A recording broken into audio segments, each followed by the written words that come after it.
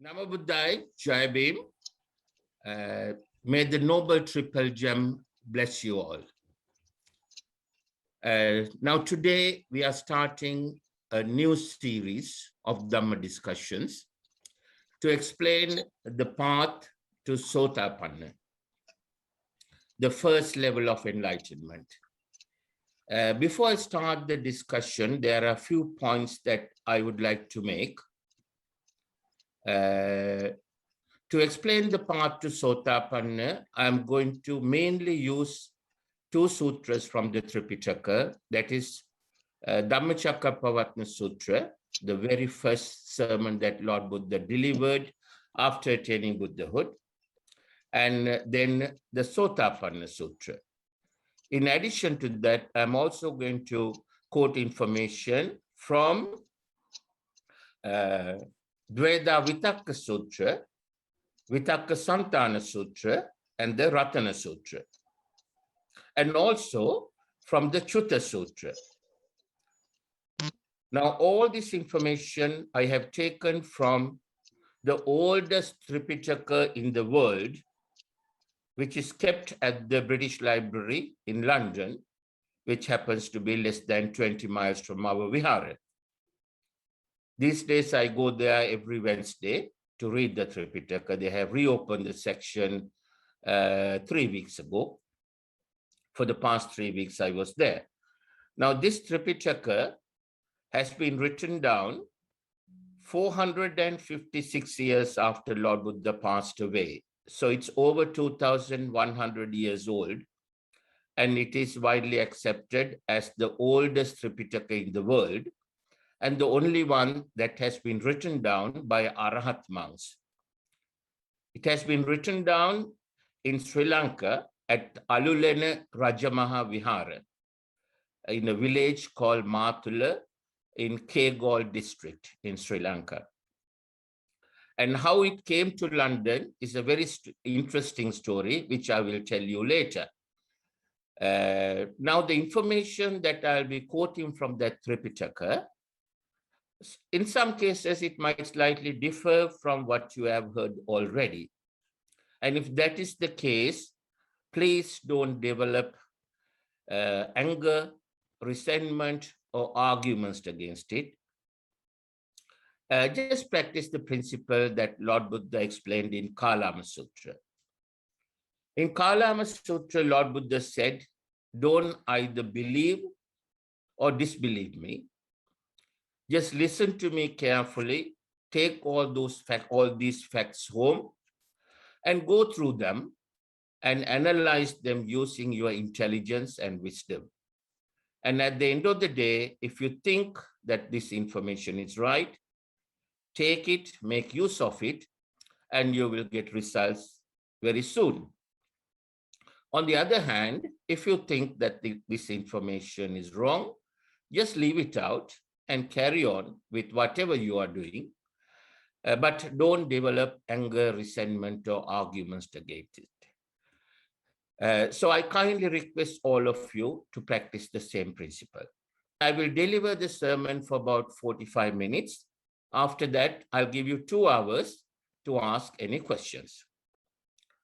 Sadhu, sadhu, sadhu. Namo tassa bhagavato arahato samma sambuddhassa.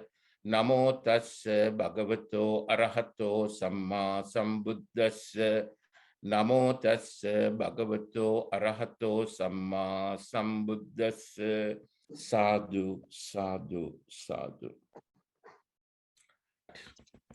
So as I explained at the beginning, in this series of Dhamma discussions, we are going to discuss the path to Sothapanna, the first level of enlightenment. And for doing that, the two main sutras that I'm going to use are Dhammacakkappavattana Sutra and Sothapanna Sutra. Before I start on the Dhammacakkappavattana Sutra, today I want to explain you some facts from Chutta Sutra, which is a very, very important sutra in the Tripitaka. I think it will be good to know this information in detail. It explains why it is so important to become Sothapanna in this life. Now, before Lord Buddha started delivering the Chitta Sutra, he takes a little bit of earth from the ground into his hand, and he said to his disciples, please look and compare the little bit of earth that I have in my hand with the huge amount of earth that you get on the ground. And he said, once people die, when people die, it's only a proportion of people equivalent to the earth in my hand will go to a better place, and a proportion of people who are equivalent to the amount of earth on the ground will go to the four hells. So just think about it. This is a profound statement. Now, he goes on further to explain this. Now, Lord Buddha says, when a person dies, if he has already attained arahathood, the fourth level of enlightenment, there's only one place that he can go to, and he will go to Nibbana. And that is the best place one can go to.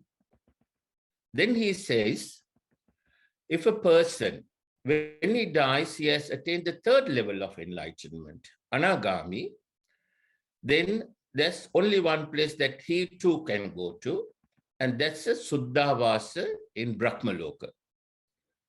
Now, Lord Buddha has explained 31 planes in this loka, in this world, if you like. And the 31 planes are 20 Brahmaloka, 6 Divyaloka, Manusha Loka, that's the human realm, and the 4 hells. So out of the 20 Brahmaloka, he said 4 are good. They are called Suddhavasa. Good means those people, by the time when they die, if they have attained Anagamihood, the third level of enlightenment, they will go to those good Brahmaloka, the Suddhavasa, one of the 4. And from there, they will never come back to the human realm again. That's why it's called Anagami. Agami means a returner. Anagami means a non-returner. So he's a non-returner, and sooner or later, within a short time, or depending on his paramita, within a short time, medium term or long term, he will complete his arahathood, the 4th level of enlightenment, and he too will go to Nibbana. Then the third category of people, when they die, they have attained either Sothapanna or Sakuddhagami. That's the first level of enlightenment or the second level of enlightenment. They will go to one of the 2 good Divyalokas. Now, Lord Buddha said there are 6 Divyalokas, 2 are good and 4 are bad. We will talk about the bad ones later. Now, the 2 good ones, those who have attained either Sothapanna or Sakuddhagami will go to these 2 good Divyalokas. And why they are good? Because they have the necessary facilities, if you like,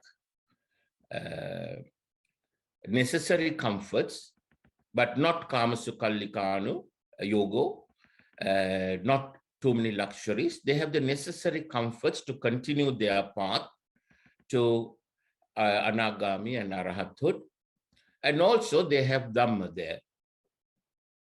Whereas the bad Divyaloka, there is no Dhamma. We will talk about it later. So those who have attained Sothapanna or Sakuddhagami will go to those 2 Divyalokas. But in certain cases, it's possible that they could come back to the human world again as a Jata Sothapanna. They are called Jata Sothapanna in order to perform a certain duty or a service and go back again. But they too will never ever go to the 4 hells again. So anyone who has attained either the first level of enlightenment, Sothapanna, or the second level, Sakudagami, or the third level, Anagami, or the fourth level, Arihat, will never ever go to the four hells for the rest of their samsara.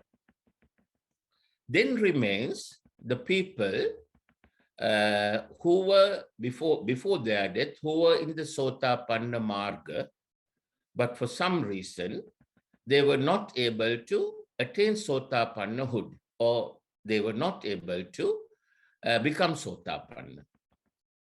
So in the last moment of death, their final chitta, it's called Chutta Sitta, if they get a wholesome thought in their Chutta Sitta, a Kusala Karma, Kusala thought, then there's a possibility that they will come back to the human realm again and get another chance, better opportunity to become Sothapanna.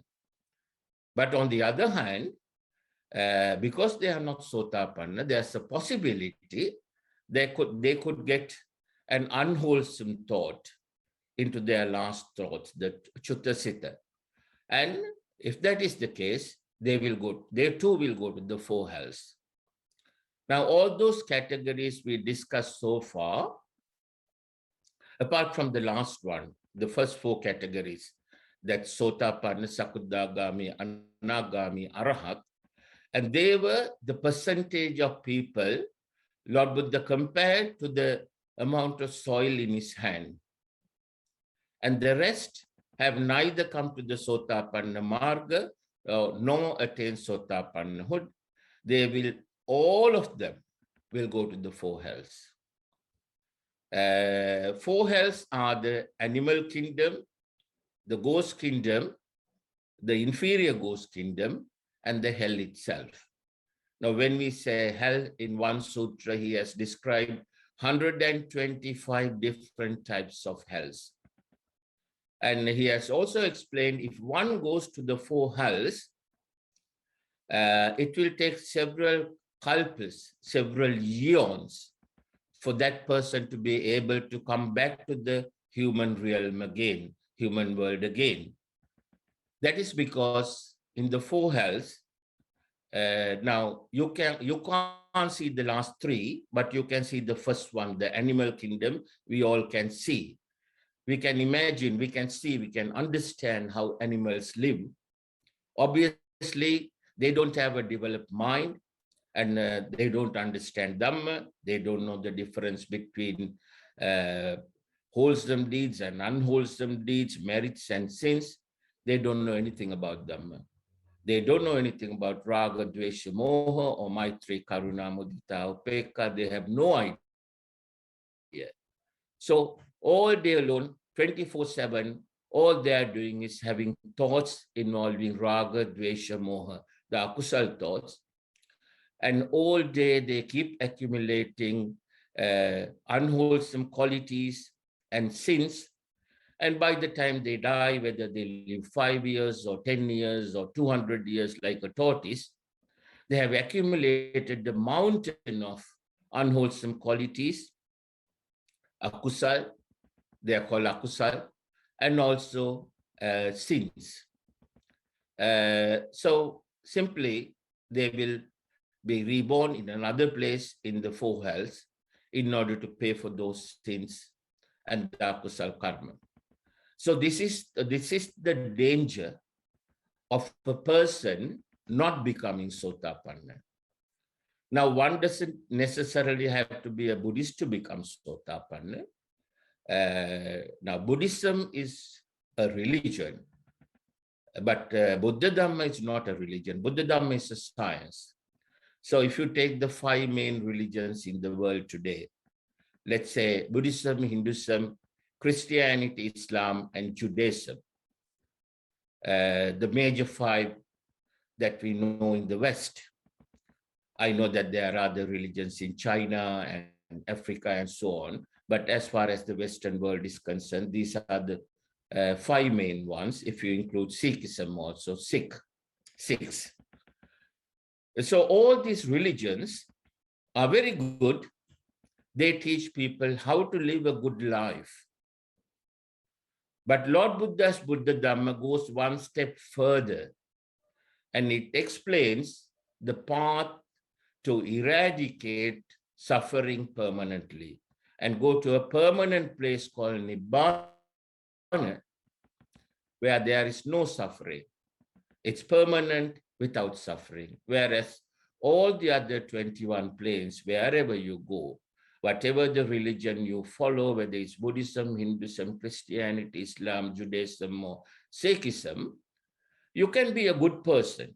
Now, some people say, I wasn't a Buddhist before. I was a Buddhist for namesake, nameplate Buddhist, but I have become a Buddhist now. I go to the temple regularly. I observe the Panchasila. I offer flowers every day and this and that. I do pujas every day. So I should be all right. Well, he'll be all right in this world because he's living a good, he's observing the Panchasila. So he will not get into the trouble with the law. And he will not be troubling other people. So other people will leave him alone.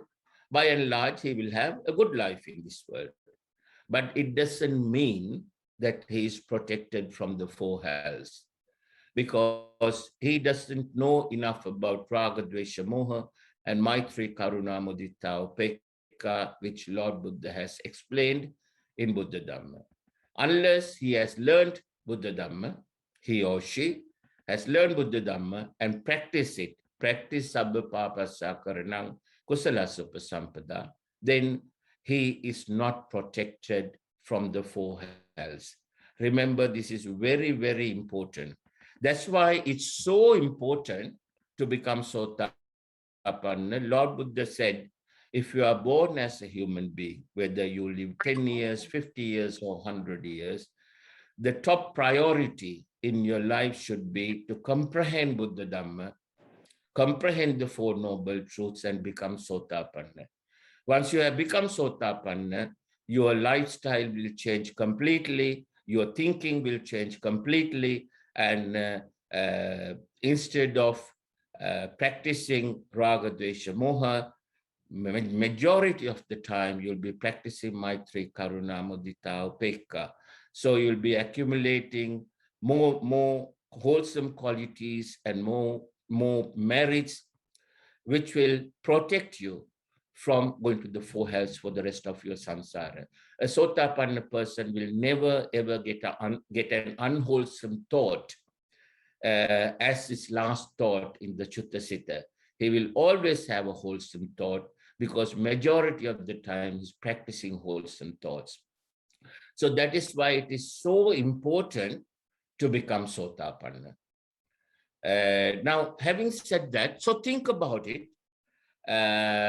People can say all sorts of things, but this is what the Tripitaka says. It is clearly explained in Dhammacakkappavattana Sutra and Sotapanna Sutra. And in addition to that, there are many, many sutras like Mahasatara Satipatthana Sutra, so many sutras. There are 17,705 sutras in the Tripitaka.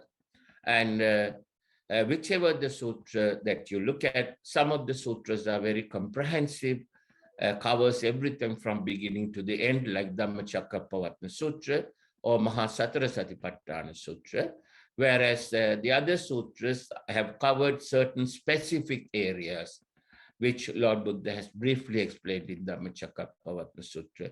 That way you can say the only complete sutra that explains everything from A to Z is Dhammacakkappavattana Sutra. It explains how to become Sotapanna, Sakudagami, Anagami, and Arahat.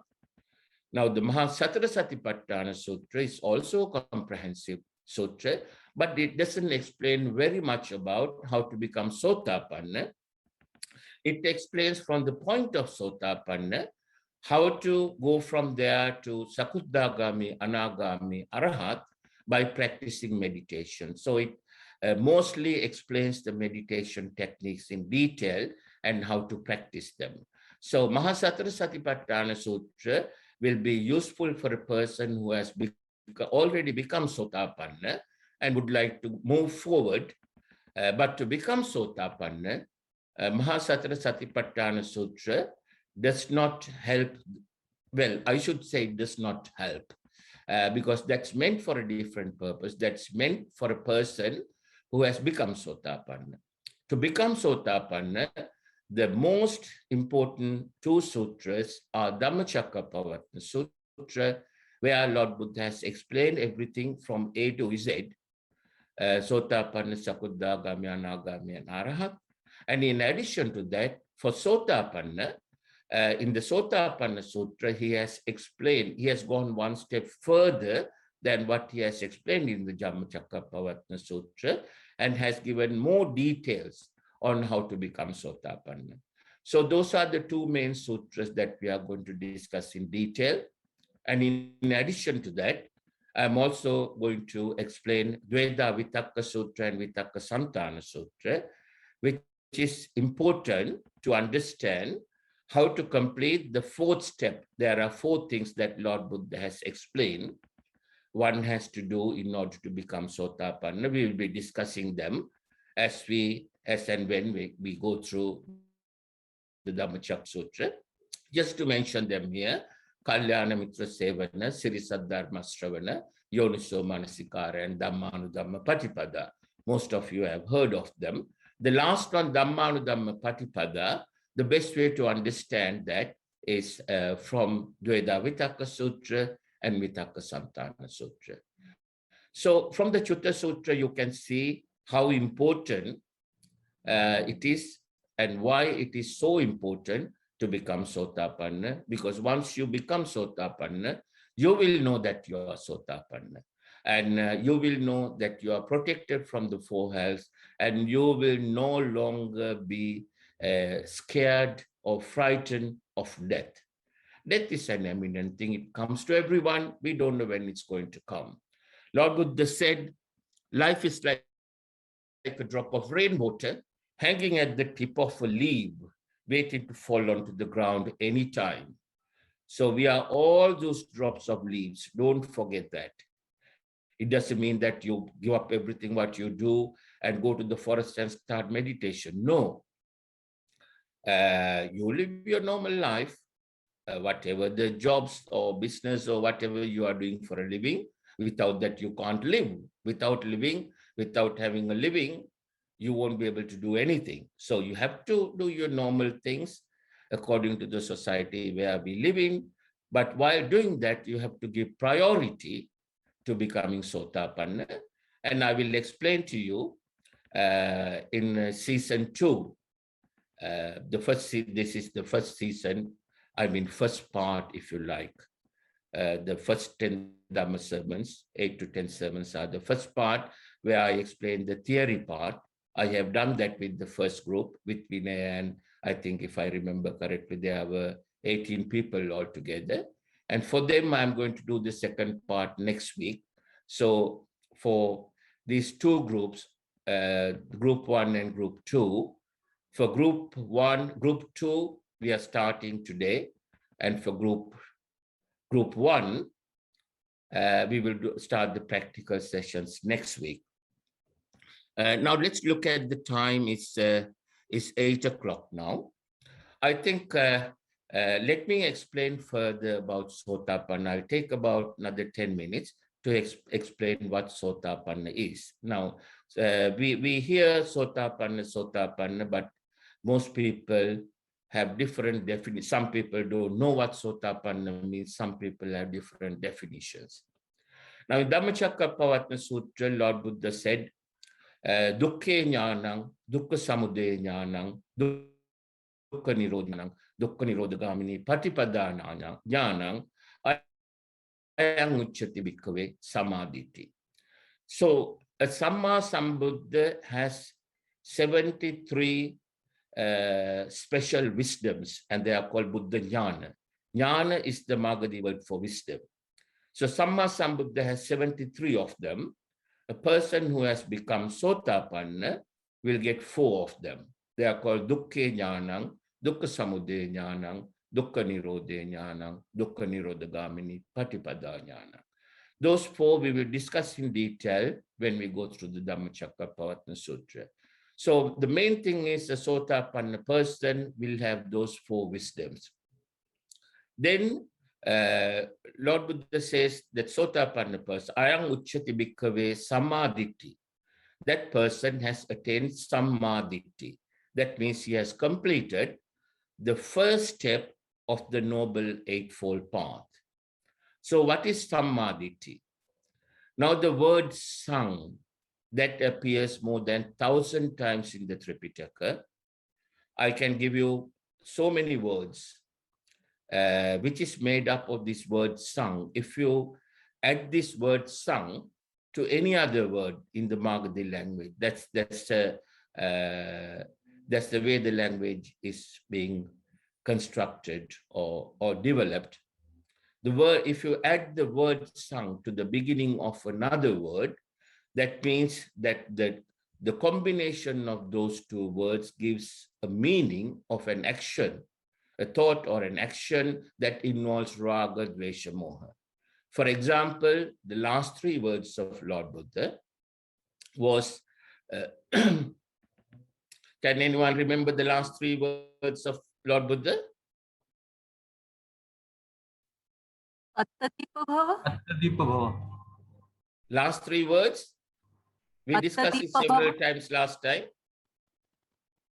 Attadipa bhava. Appamadena sampadeta. Appamadena sampadeta. Appamadena means without any delay. Pahadeta means get rid of, eradicate completely. Sang means raga, dvesha, moha, akusal, keles. He has used several words for that. Magadhi language is a very rich and unique language. The problem in explaining Buddha Dhamma in any language other than Magadhi language, especially in English language or a European language, is very difficult because English language does not have words that gives the exact meaning of some of the very important Magadhi words, like raga, dvesha, moha, maitri, karuna, mudita, upekka, anapana, because it's a European language. Anyhow, we'll try our best to understand the meanings of those Magadhi words in English language. So the last three words of Lord Buddha was appamadena sangpahadeta. Eradicate raga, dvesha, moha without any delay.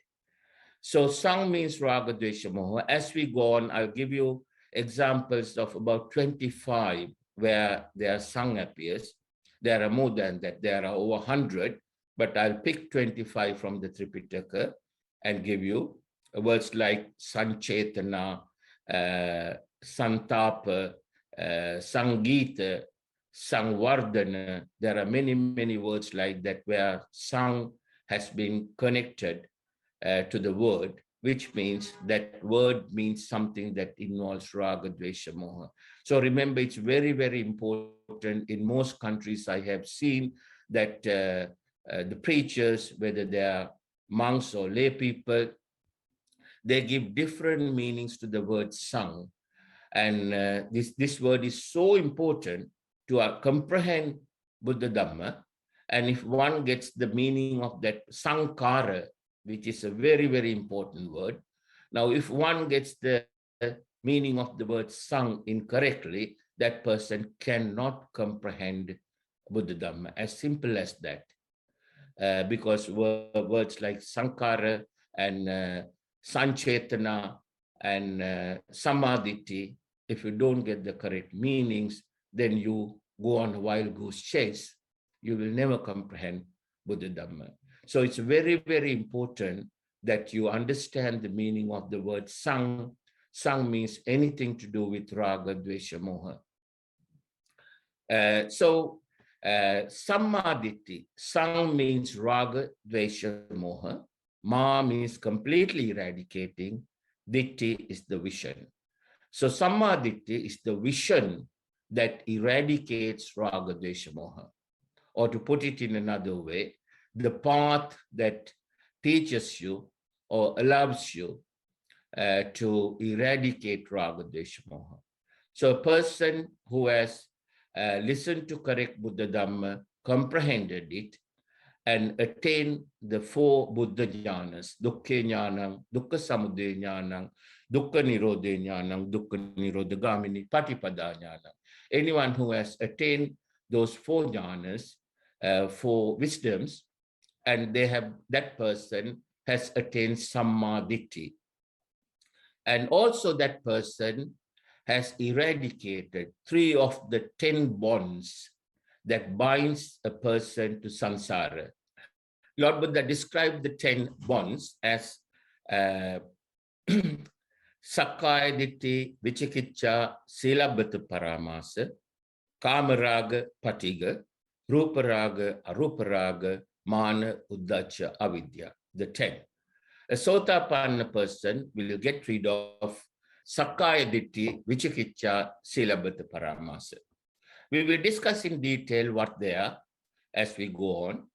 This Lord Buddha confirmed in many, many sutras. The person who has become Sothapanna has eradicated Sakkaya Ditti, Vichikiccha, Silabbata Paramasa, and that person is Sothapanna and he has attained Sammaditthi, and he will never ever go to the 4 hells for the rest of his samsara. A sutra that we all know is Ratana Sutra. In Ratana Sutra, there's one poem or one gatha, as we say in Sri Lanka. They are poems actually. There's one gatha. It says, Sahavasya Dasana Sampadaya Tayasudamma Jahida Bhavanti Sakkaya Ditti Vichikichikancha Silabbatang Vapi Yachachikinchi Chatu Apaye Hicha Vipamutto. What it means is, Sahavasya Dasana Sampadaya. Dasana means vision. Tayasudamma Jahida Bhavanti. A person has learned Dhamma and got a vision of Dhamma, correct Dhamma, has attained Sammaditthi. And Tayasudamma Jahida Bhavanti. Sakkaya Ditti Vichikichikancha Silabbatang Vapiya Chachikinchi. He has permanently eradicated Sakkaya Ditti, Vichikiccha, Silabbata Paramata completely from his mind. It will never come back to him again. Sakkaya Ditti, Vichikicchikancha, Silabbatang Vapi Yachachikinchi, Chatu Apaye Hicha Vipamutto. Chatu means 4, Apa means hell. So he will never ever go to the 4 hells for the rest of his samsara. Chatu apaye hicha vipamutto. He is protected from the 4 hells for the rest of his samsara. Chatu apaye hicha vipamutto jacha bitananya babbokatum idampi sangi ratanam panitang etena satchena soati hotu. I'm sure all of you are familiar with that gatha in the Ratana Sutra. That's only one place where everyone knows, but there are many, many other places. There's another sutra called Gihi Sutra and several other sutras. Lord Buddha has confirmed it. So I think that's a practical point to conclude the Dhamma discussion today. And now I'll give you, it's almost 8:15 in London. And now I'll give you 2 hours to ask any questions. Ask any questions from what we discussed so far. Don't go any further or don't go outside that frame. Then we will lose the rhythm. We have to go step by step for people to comprehend this. I'm so glad to see that many people from the first session or season 1 have joined the season 2. That will definitely help them to comprehend Dhamma quicker. So here we go. Fire your questions away. Bandami Bhante? Can you speak a little louder? Is that Vaishali? Yes, Bhante. Am I audible now? Yes, better. Yes, Bhante. So regarding the Magadhi word, Dvesha, Bhante, regarding the Magadhi word, because generally in the Tipitaka we find the word Raga, we do find the word Raga, Dosa and Moha. So how do we look at the word Dosa, Bhante? I mean, Those, is it the same? it's the same word as Oh, oh, dvesha. It's the oh, same word, okay. dvesha. Okay. Dvesha, dosa, you know? Yes, yes, Bhante. Yes, Bhante. Thank you so much, Bhante, for clearing. Yeah, thank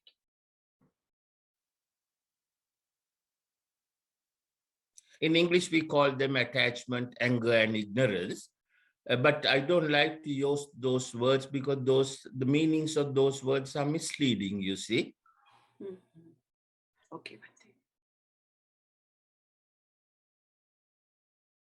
Bhante, may I ask another one? Yes, please. So, Bhante, in the 10 Sanyojana, which you said right now, the 10 Sanyojana, Yes. wherein we have, Yes. in Sothapanna, we have Sakkaya Ditthi, Vichikicha, and Silbat Paramas, which is Yes. eradicated. So, and in the last 5 of the fetters that we have, especially which are removed when one attains arahanthood, that is Yes. Ruparag, Aruparag, Avidya, no, Mana, Udhacha, and Avidya. Mana, udacha, avidya. Yes. So Bhante, here we have Sakkaya Ditthi getting eradicated in Sotapanna stage, and Yes. and we have Man getting eradicated at the Arhant stage. So Bhante, please explain these two things elaborately, Bhante, please.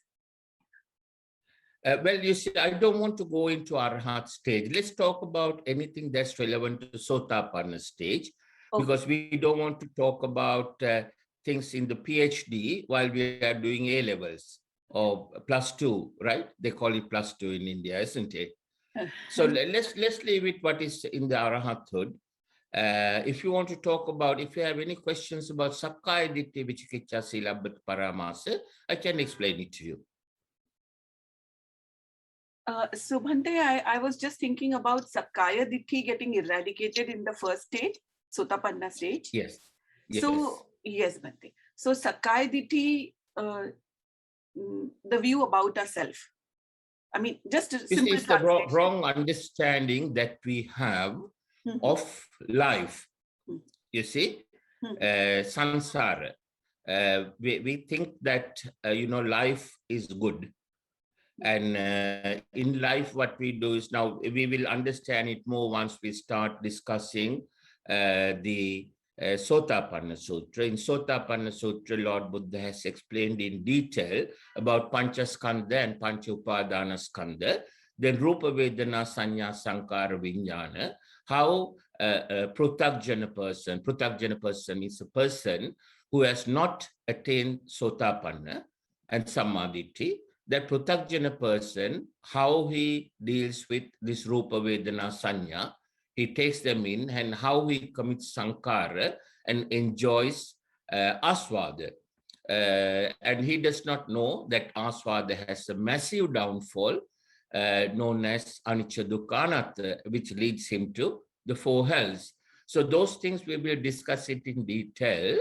Basically, at this stage, what we can say is Sakkaya Ditthi means the person who does not know Dhamma, who has not understood Panchaskandha and the Panchupadana Skandha.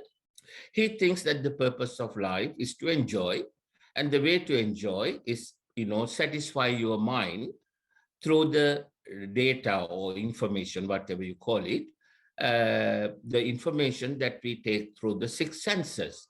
We have 6 senses, that is our eyes, ears, nose, tongue, body, and the mind.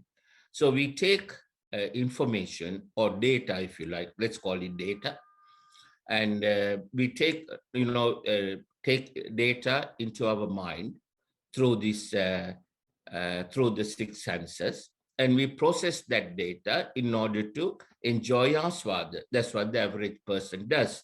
We will discuss it in more detail when we start talking about the Sothapanna Sutra. But here I will mention it very briefly. If I go to explain it in detail, then I'll have to explain the Sothapanna Sutra here, which I want to do later. So I will explain it very briefly. What Sakkaya Ditthi means, that the average person thinks that life is there to enjoy. He doesn't know very much about wholesome deeds and unwholesome deeds, merits and sins. And he doesn't know what Panchaskandhis, he doesn't know what Panchupadanaskandhis.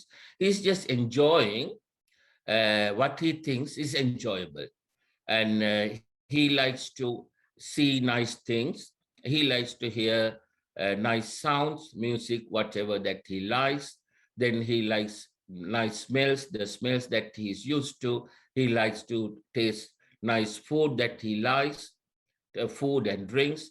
And he likes to be comfortable with his body. And he likes to enjoy thoughts coming from his past memories. That's what he does. He doesn't know why he's doing it. All he does is when he does that, he gets pleasure. He doesn't know that's called aswada, and that's a temporary pleasure, and that has a huge downfall. So what he is doing, he thinks that that is the right thing to do because it gives him some pleasure. And he thinks that life is short. Okay, while I am here, I might as well enjoy as much as possible. That's what he does. So he thinks that is the right thing to do, as that's the wrong view that he has, right? So the right view is that, people should, if people learn Dhamma, then people will understand, comprehend that when Rupa Vedana Sanya comes to our mind, instead, if we do Sankara, we will end up, if we do Sankara in order to enjoy Aswada, we end up in serious trouble. So instead of doing Sankara, we should do Visankara. Lord Buddha said, Visankara gatan chittang tahayang kaya majjayasi. So he doesn't know anything about these things, you see. Average person doesn't know until a person learns Buddha Dhamma. Even if a person is a Buddhist and practicing Buddhism 12 hours a day, making all kinds of offerings, going to the Buddhist temple every morning and evening and praying whole day, unless he has learned correct Buddha Dhamma, he doesn't know. He doesn't know Lord Buddha's teachings. He's practicing a religion called Buddhism. So he's doing the same thing as all the other Pruthakjana people do.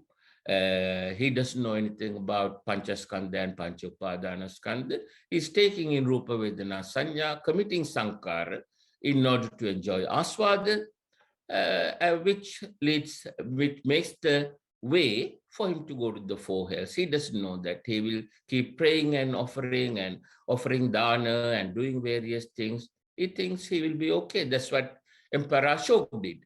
You see, he built 84,000 Buddha Viharas, and still he ended up in the four hells. That's because he didn't comprehend Buddha Dhamma. He practiced a religion called Buddhism. That's what majority of the Buddhists do today, unfortunately. But the situation is gradually changing now compared to 10 years ago. But there are about 1 billion Buddhist people in the world today. And out of the 1 billion, I would say about 90% of the Buddhist people are practicing a religion called Buddhism. Less than 10% have comprehended Buddha Dhamma and practicing correct Buddha Dhamma. But it is improving now, it's changing. 10 years ago, it was worse. At that time, we didn't have this Tripitaka. This Tripitaka, I think they started exhibiting it after year 2000. And once it came out, intelligent and wise people who had the correct paramita, they got the opportunity to read that Tripitaka, and then they realized the difference, and they started practicing correct Buddha Dhamma and started getting results out of it. So coming back to your question, Sakkaya Ditthi is the wrong understanding of people have about life.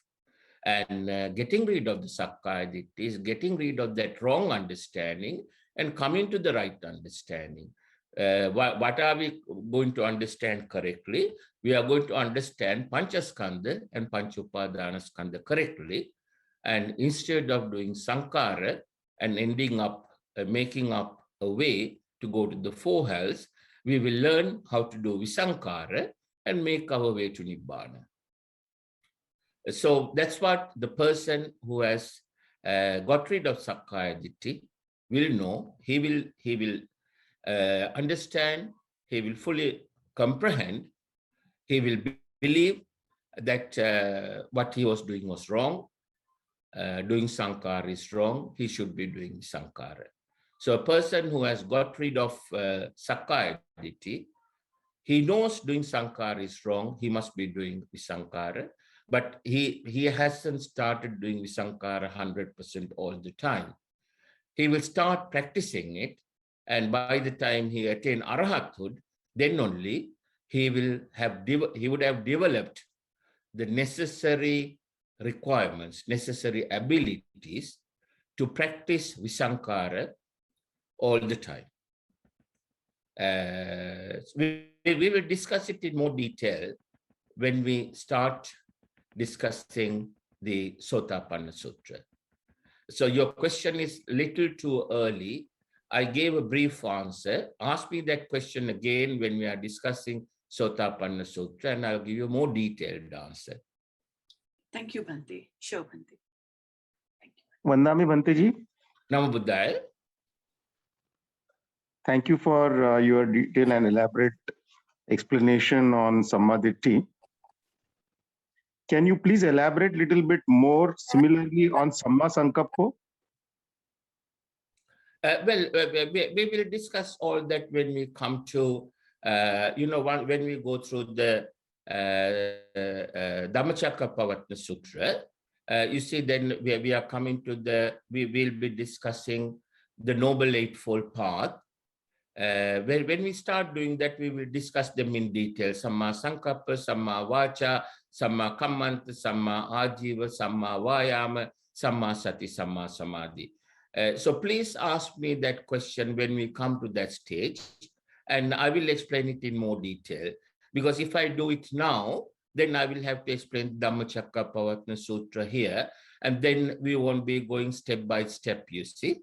So if we can, limit the questions to what we discussed so far about the Chitta Sutra and about the 31 planes, 20 Brahmaloka, Divyaloka, and so on. Now, while explaining the Chitta Sutra, I forgot to explain one category. In fact, two categories. The two categories are who go to the bad Brahmaloka and who go to the bad Divyaloka. I didn't explain that, did I? I forgot. Now let me explain to you who go to the bad Divyaloka. There are people in all the religions.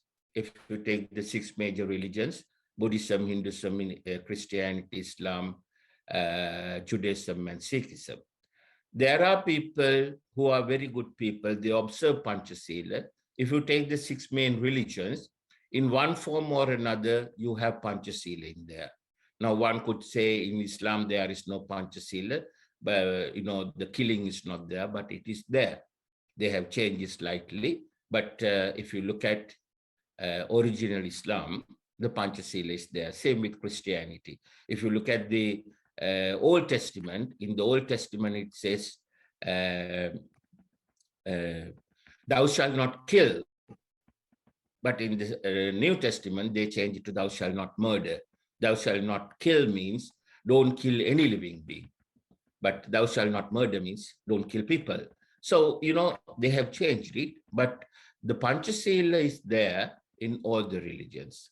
So if one follows Panchasila, one will be able to live a good life.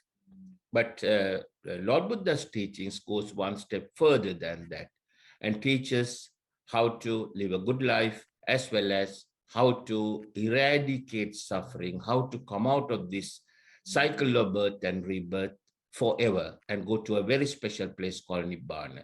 So coming to this bad Divyaloka and bad Brahmaloka, who goes to this bad Divyaloka?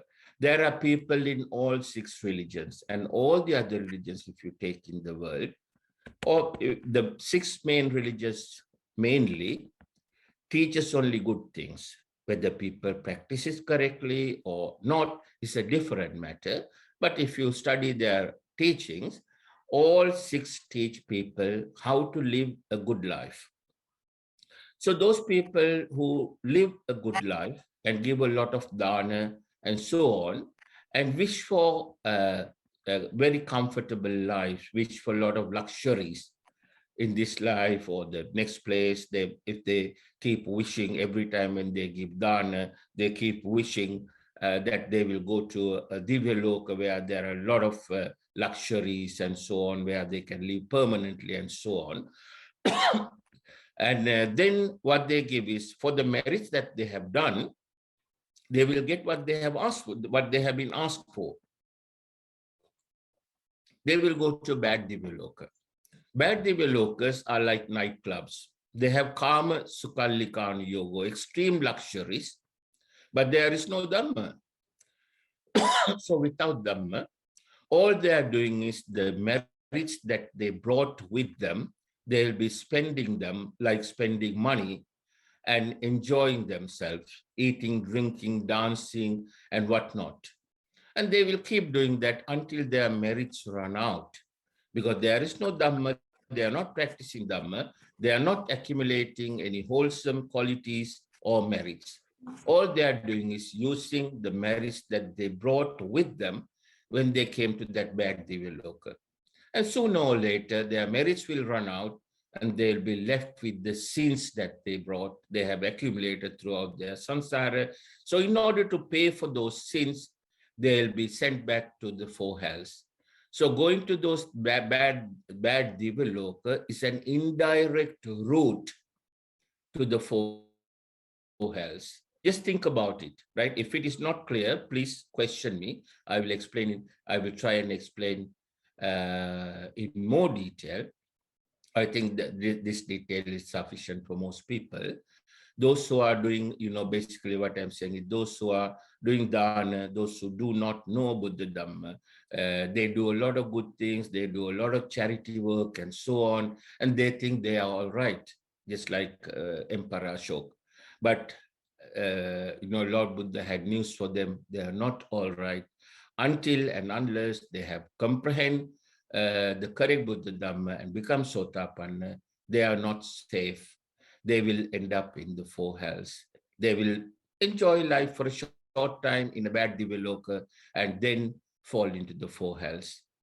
I hope you can understand that. Any questions on that before I go to bad Brahma-loka? If anyone has any questions on that, please ask me now. Vandami Bhante, Namo Buddhaya. Yes? Yes. What's your name, sir? My name is Pankaj Bhante, Pankaj Mishra.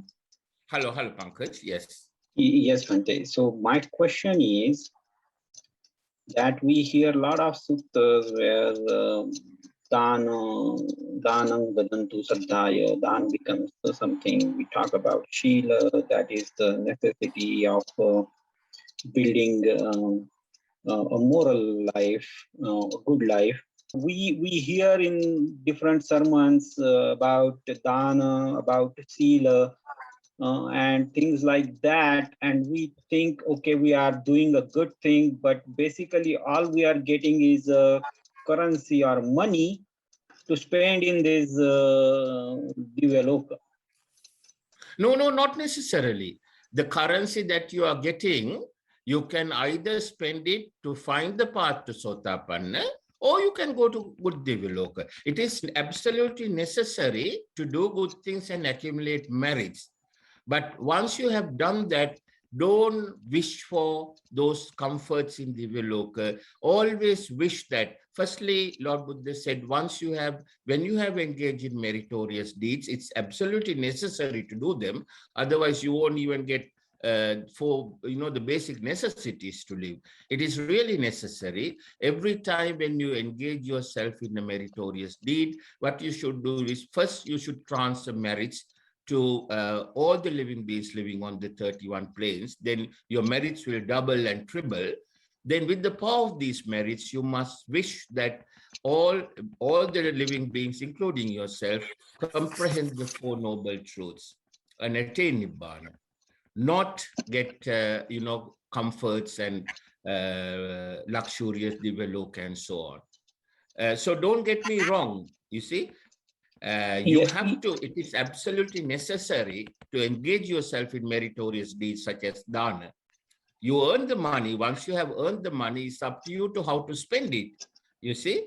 Now, if you look at the materialistic world, People who have earned money, they can spend it in good ways, they can spend it in bad ways. Same things with merits. You can spend it in good way, you can spend it in a bad way. But it is absolutely necessary to earn merits. Don't get me wrong there. Okay, thank you very much, Bhante. Thank you very much. Very good question. Any other questions about bad Divya Loka before I go to bad Brahma Loka? Because bad Brahma Loka is more complicated. Bhanteji, I have a question. Yes. Okay. So Bhanteji, question with regards to enjoying pleasures. So for Yes. example, just to give an example about myself, I like Yes. to listen to music. Yes. Okay. And sometimes I find it, very melodious, but I also know that I can control myself. Okay. So if I wish, I can, one part of my mind will say, well, you are wasting your time and, don't listen.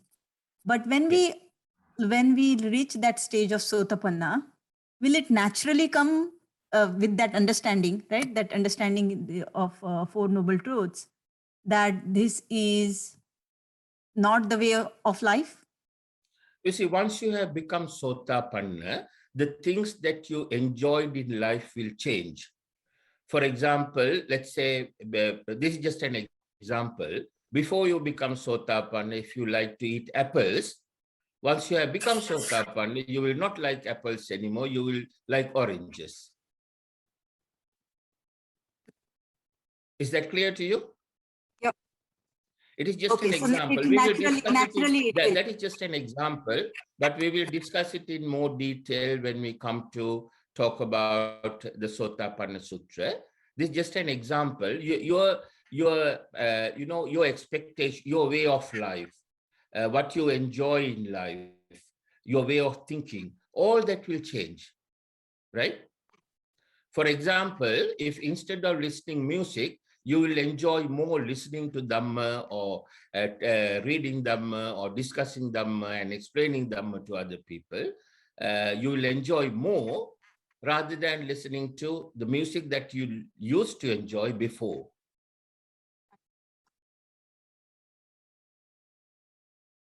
Thank you, Bhanteji. Thank you so much. Any other questions about bad Divya Loka before we go to bad Brahma Loka?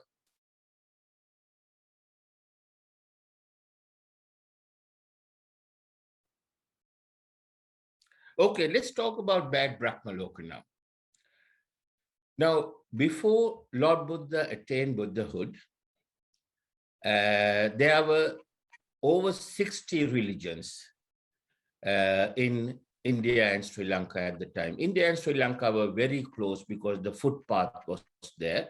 And what happens in India today happened in Sri Lanka tomorrow. And what happens in Sri Lanka today will happen in South India tomorrow. It was that close. So in India and Sri Lanka at that time, there were over 60 religions. In some places I have seen 64, in some places 65 and so on. Anyway, it was over 60. So many different religions. And they had so many different meditation techniques. Now, Lord Buddha explained this there's a very complicated sutra called Brahmajala Sutra. In Brahmajala Sutra, Lord Buddha has explained those people who practice those 30 meditation techniques, they were all based on breathing.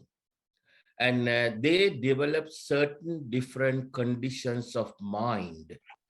And that makes their mind blank. Basically, they end up in a situation, I don't know if any of you have done breathing meditation. I did it for a long, long time. My father taught me when I was about 4 or 5 years old. And I did that until I became a monk. When I was 56, I became a monk. Then at 57, after becoming a monk, I was ordained in Sri Lanka. And then I started looking for correct Dhamma. I walked almost from one end of Sri Lanka to the other, going from monastery to monastery, Buddhist temple to Buddhist temple, looking for a Sothapanna monk until I found the first one after 13 months. And he only taught me that the meditation technique that I was practicing, which is based on breathing, is wrong, and that's why I couldn't attain any margapala, if you like. I couldn't become Sothapanna or anything because of the wrong meditation technique that I was practicing.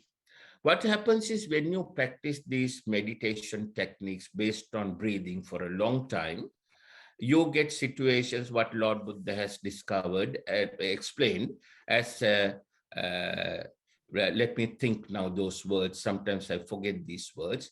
They are called Vitakka Vichara, Savitakka Savichara, Priti Sukha, Ekagrata.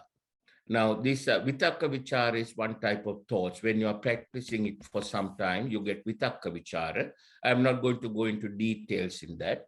Then you get Savitakka Savichara, another type of thoughts. Then you get Priti Sukha. Priti means you get happiness in your mind. Sukha means you feel a great comfort in your body. Priti Sukha and Ekagrata. Ekagrata means your mind becomes zero, blank. No more thoughts will come to your mind. And Lord Buddha said, before Lord Buddha started teaching Buddha Dhamma, everyone in India and Sri Lanka, in all these religions, this was the target that they were trying to achieve. They thought that if you make the mind blank, that's all that you have to do, and you will go to, they didn't know Nibbana, they knew Brahmaloka. They thought Brahmaloka is a permanent place, and that's the best place to go to. And go to that Brahmaloka, you have to practice these breathing meditation techniques, breathing meditation, and make your mind go blank. You have to come to Ekagrata. And they divided it into jhanas, first jhana, second jhana, third jhana, and fourth jhana. These are called anarya jhanas, not the arya jhanas. Even the arya jhanas, Lord Buddha said, you have to leave them and move forward, because they do more harm than good to you. When you are, once you are going past Sothapanna, and once you start doing serious meditation, then you develop Arya Dhyana. Now, let me briefly explain you what Arya Dhyana means. Arya Dhyana means, let's say, once you have become Sothapanna, let's say the rest of your journey is, let's say you are traveling from, let's say, Los Angeles to New York, and you have a limited time to do that journey. I don't know how many miles, maybe 4,000 miles, Vinay? New York to Los Angeles? Yeah. Yes, Bhanteji. Yeah, Right. 4,000 miles, let's say. 4,000 miles, and you have 4 days to travel that. Let's say 6 days. You can't do it, drive in 4 days. So your target should be, and if you reach that target, you get what you want. Your ambition will be fulfilled. This is just an example.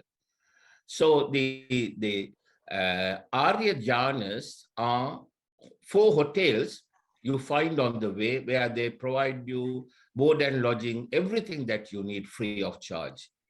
So if you find those hotels comfortable and settle down and start enjoying, then you will miss your target. You will not attain your ambition. So that's what Arya Jhanas are like, because they are so comfortable, and they give you a lot of priti sukha, happiness and comfort, and you tend to hang on to themselves. So Lord Buddha said you have to go past these jhanas and go to your target. So that's when you do Arya meditation, the correct meditation that Lord Buddha explained in Mahasatra Satipatthana Sutra, which has nothing to do with breathing. Similarly, when you do breathing techniques, also breathing meditation, there are over 30 of them, and you develop Anarya Jhana, where you get, this Vitakka Vichara, Savitakka Savichara, Priti Sukha Ekagrata. And when that happens, Lord Buddha said there are 16 different levels of conditions that you can develop your mind to.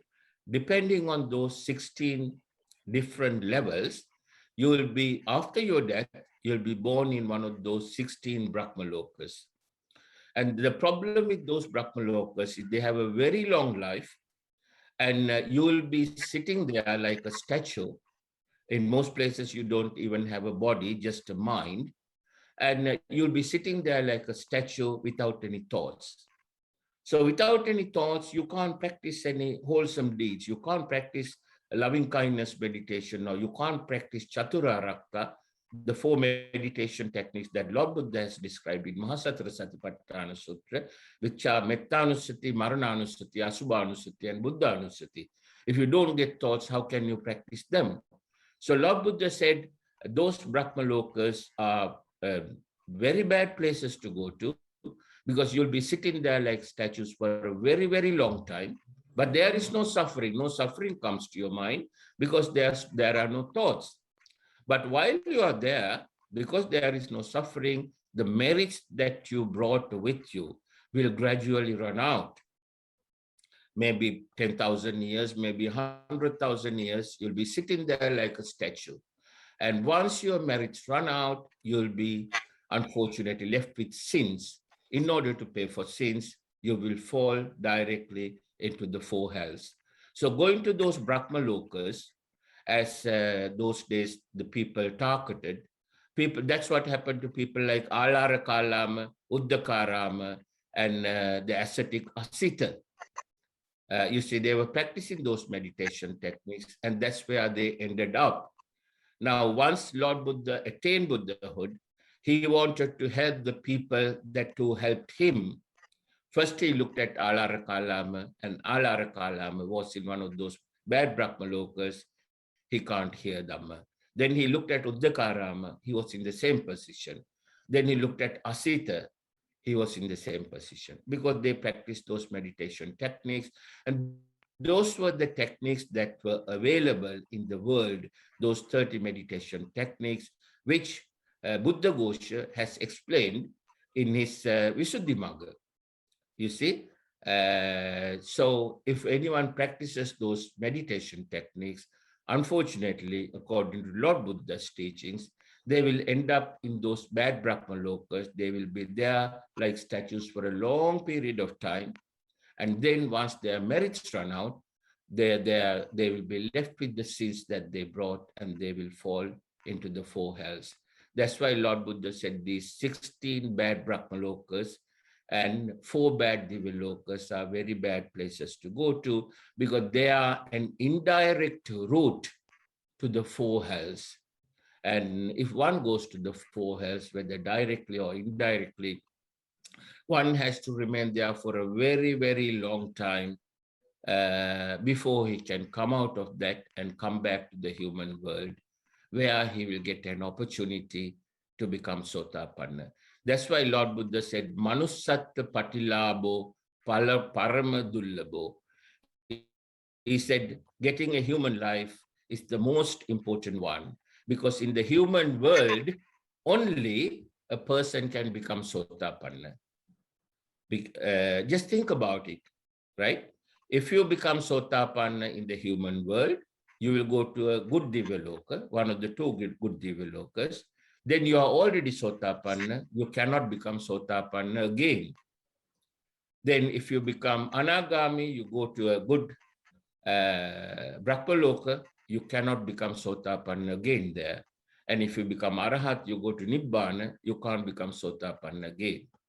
And on the other hand, if you go to a bad Divyaloka, you have no chance of becoming Sothapanna. You end up in the 4 hells.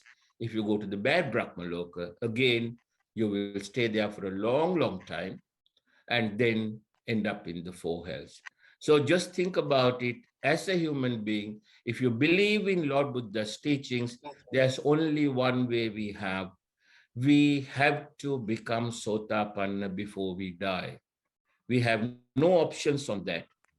It doesn't mean that we give up everything and go to the forest and start meditation. No, we do our day-to-day things what are necessary to earn a living, to live in this world. And there are responsibilities that we have to fulfill for our parents. If you are married, your children, husband and wife, relations, those things have to be fulfilled.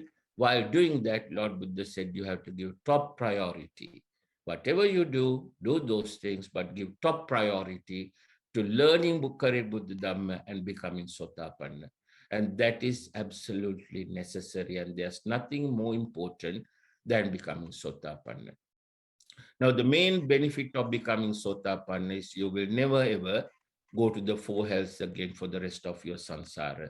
And Lord Buddha says, a Sothapanna person, another benefit he has is, he explained in another occasion, he took small pieces of rocks, 7 small pieces of rocks into his hand. And he said, compare these 7 small pieces of rocks to the tallest mountain in the world, the Himalayas. And he said, once the person has become Sothapanna, the amount of suffering that he will have to go through for the rest of his samsara can be compared to these small pieces of 7 small pieces of rocks. But a person who has not become Sothapanna and dies without becoming Sothapanna, the amount of suffering that he will have to undergo for the rest of his samsara is bigger, taller, greater, bigger than the tallest mountain in the world, which is the Himalayas. So just think about it, he always used these examples and similes and various ways of explaining things to people. Use your intelligence and wisdom and think about it, and you will realize that, we have no option but to become Sothapanna. And if we are to protect ourselves from the 4 hells. Any other questions, anyone? Vandami Bhante. Namo Buddhaya. What's your name, madam? Sheetal Meshram. Right. What's your question? So Bhante, you mentioned the requisites, like 4 requisites for Sothapanna, Kalyana Yes. Mitra Sevana, Saddhamma Savana. Yes. Bhante, I missed the 3rd and 4th one, Bhante. Yoniso Manasikara and Dhammanu Dhamma Patipada. Now, in the next session, in 2 weeks' time, when we have the next session, I'll be explaining the Dhammacakkappavattana Sutra. And when we go through the Dhammacakkappavattana Sutra, I'll be explaining those 4 stages in great detail. Yes, Bhante. Thank you, Bhante. Thank you. Thank you. Any other questions about what is Sothapanna and what are these 31 planes and so on? Any questions on what we discussed from the Chitta Sutra? Anyone has any questions? I remember Milind asked me a question when we were doing season 1 in the first session itself. I haven't forgotten that question, Milind. I still have it in the back of my mind, and I will answer that question next week. Is that okay? Oh yeah, thank you so much, Bhanteji. I have another question. Yes. So we spoke about Sakya Ditti and Yes. also Sammaditthi. Yes. Now, as I personally experience, or most of us, we have a Sakya Ditti at some point, and then we start reading Dhamma. Yes. I believe slowly, gradually we'll move to Sakya Ditti. But then, are there any stages out there where we could say that, okay, we got rid of Sakya Ditti? Does that mean we arrive at the Sammaditthi, or there is a transient phase there? Very good question. Very good question, Milind. Now, I think this will be useful to everyone. Thanks for asking that question. Now, when you get rid of Sakkaya Ditti, at the same time, automatically you get rid of Vicikiccha and Silabbata Paramasa. Let me explain you why. Now, Sakkaya Ditti is the most difficult one to comprehend and get rid of. Because Sakkaya Ditti means you believe that the Panchaskandha and Panchopadana Skandha is good, and enjoying the Panchopadana Skandha is the thing to do.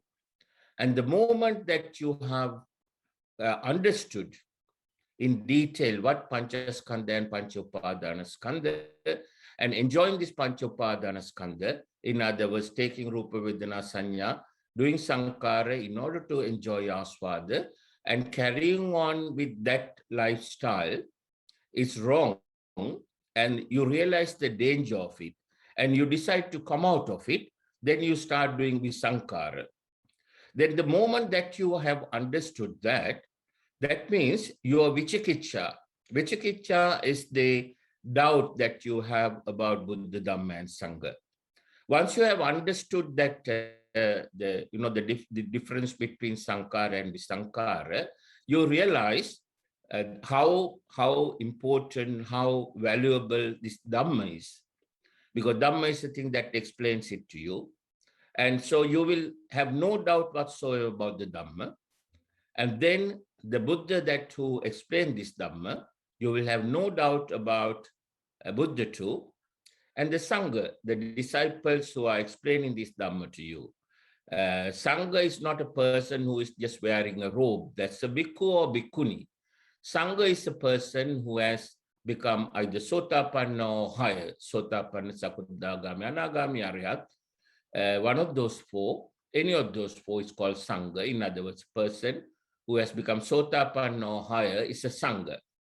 And it's only a Sothapanna or higher person can explain this Dhamma correctly to a person, so that that person will be able to comprehend the Four Noble Truths, comprehend the Panchaskandha and Panchopadana Skandha, and get rid of the wrong view that he had on Panchopadana Skandha. Yes, you are right.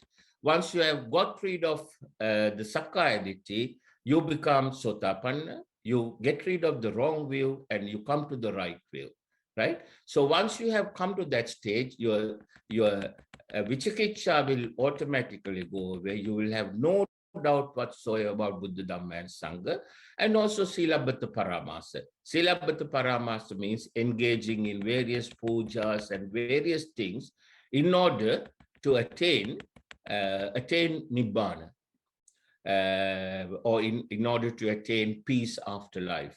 So once you have come to the stage where you have understood, where you have comprehended Four Noble Truths, and within that, inside that, you have the Panchaskandha and Panchopadana Skandha, Aswada, Adinava, and Nissarana. Once you have understood all that, then you have already attained Dukkha Jnanam, Dukkha Samudaya Jnanam, Dukkha Nirodha Jnanam, Dukkha Nirodhagamini, Patipada Jnanam. Then you have got rid of Sakkaya Ditthi. With that, your Vichikitsa and Silabbata Paramasa is gone. You realize that the only thing that you have to do, once you have come to Sammaditthi, you realize that the only thing that you have to do is to follow this Noble Eightfold Path. Once you have got the four Buddha Jnanas, then you will know that there's no other alternative way. The only way to attain Nibbana, only way to eradicate Raga, Dvesha, Moha completely is to follow the Noble Eightfold Path. Then you have come to Sammaditthi, which means you have eradicated the Sakkaya Ditthi. So you're quite right. When you eradicate Sakkaya Ditthi, automatically you eradicate Vichikitsa and Silabbata Paramasa, which means you have attained Sammaditthi. In other words, Sakkaya Ditthi is the wrong view of the life. If you put it in very simple terms, Sakkaya Ditthi is the wrong understanding of how to live life. And the Sammaditthi is the understanding of how the correct way to live life. Does that answer your question? Thank you so much. Any other questions, anyone? Vandame Bhante, my name is Kranti. Namo Buddhaya to everyone. Yes. My question is, how do you do Visankara? Well, we will discuss that when we come to discuss Sankara. Now we'll be discussing Sankara as and when we go through Dhammacakkappavattana Sutra, we'll be discussing Sankara in detail. And then you'll be able to understand how and why the Pruthakjana person is a person who hasn't comprehended Dhamma and who hasn't come to Sammaditya and become Sothapanna. So those three things happen at the same time. You comprehend the Four Noble Truths, you come to Sammaditya, you attain Sammaditya. A person who has attained Sammaditya is Sothapanna. Sothapanna, Sota means Nibbana Marga, which is the Noble Eightfold Path. Apanna means arrived at. So a person who has arrived at the Nibbana path, in English they call them stream enterer, is a person who is Sothapanna, and he has attained Sammaditya. He has completed. He has completed the first stage of the Noble Eightfold Path, Sammaditya. Right. So about Sankara, we will discuss it in more detail as we go on, and then you will be able to understand and ask your questions.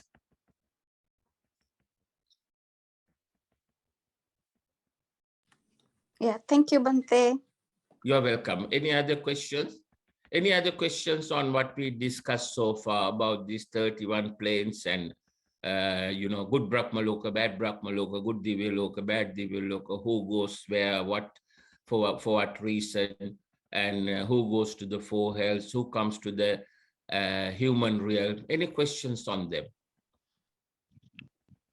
I think it's very important that you understand this fully. Unless and until you understand these facts, you will not have the incentive to work hard to become Sothapanna. You see, unless you know what you are going to get at the end of the day, you will not work hard towards it. Now, a student who is studying for a PhD, he sacrifices all his time and works so hard for 3 to 5 years to get that PhD because he knows the benefits that he's going to get at the end of it, provided he completes the PhD successfully. So similarly, to work hard to become Sothapanna, you must know what you are going to get at the end of the day. So what you are going to get at the end of the day is you will be protected from the four hells. In other words, for the rest of your samsara, you will not go to the four hells until you become Arahat and go to Nibbana. Now, some people have misunderstood one section here in the Ratana Sutra. People say that now Ratana Sutra says Sahavasya Dassana Sampadaya Taya Sudama Jahida Bhavanti Sakkaya Ditta Vichikichikancha Silabbatang Vapya Chachikinchi Chatu Vapaya Hichavipamuto Jachabitananya Babbokatu. Now it says the Sothapanna person will not have 8th term, not an 8th life. So people say once you become Sothapanna, you have only 7 lives and no more. It's not lives, it's time periods, not 7 time periods. He will have to complete 7 time periods. The 7 time periods are the first one is the time period that he's going to complete as a Sothapanna. Then if he decides to proceed, the second one is the path to Sakuddhagami. Third one is the time period that is going to pass as a Sakuddhagami person. Then the fourth one is the path to Anagami. And the fifth one is the time period that is going to pass as an Anagami person. And the sixth one is the path to Arahathood. And the seventh one is the time period that he is going to pass as an Arahat person until he goes to Nibbana. So these time periods, if you look at the Tripitaka, there are some people who have completed in one day. It depends on their parameters. Some people could take 1 life, some people could take 100 lives, some people could take million lives or even more. It depends on their parameter. Now, for example, in the Dhammacakkappavattana Sutra, in one place, in the details, Lord Buddha has mentioned some of the Brahmas who came from this good Brahma Loka have gone there before 4 or 5 Buddha periods. So you can imagine how long they have been in the Brahma Loka for as an Anagami person. It depends on their paramita. Some people may take longer, some people may take shorter. It doesn't, the interpretation does not mean 7 lives, it means 7 time periods. The time periods could be short or long depending on the person's paramita. Does that answer your question? Any other questions, anyone? Bhante. Yes. So in Ratana Sutta, they say, and still again talking about Sothapanna, there is a line which says, Nate bhavang attamang adiyanti. So yes. bhavang attamang adiyanti, aren't they talking about life here then? Or, I mean, I understood like the one life could be a larger span and second could be a shorter. But is it not like once they get away from one form to another, those forms would be 7 total? Bhavang adiyanti. So if you now this is where the misinterpretation comes up. You see, bhava means some people think that bhava means a life. Bhava means raga bhava, dvesha bhava, and moha bhava, right? So depending on the raga bhava, dvesha bhava, moha bhava that you have, in other words, depending on the raga quality, dvesha quality, and moha quality a person has, he could be born in a certain plane, right? So what it means is not 8 lives, 8 types of raga bhava, dvesha bhava, moha bhava. He will have another 7, but not 8. That's what it means.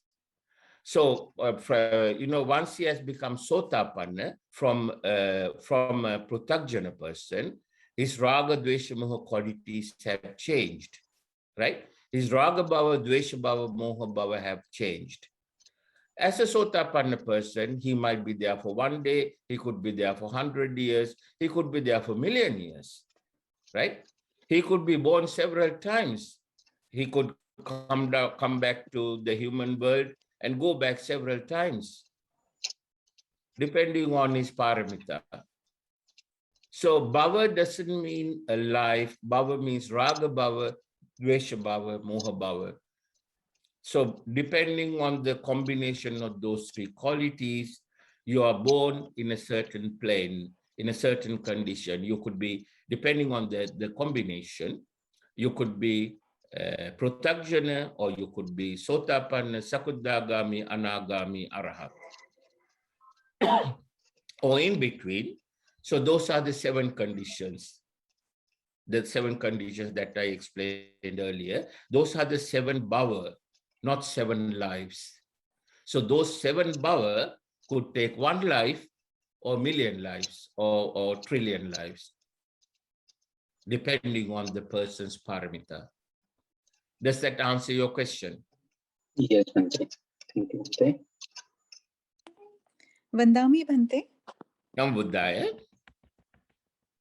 Bhante, in the good Brahmalok and good Divya Loka, how will they get the opportunity to listen to the Dhamma?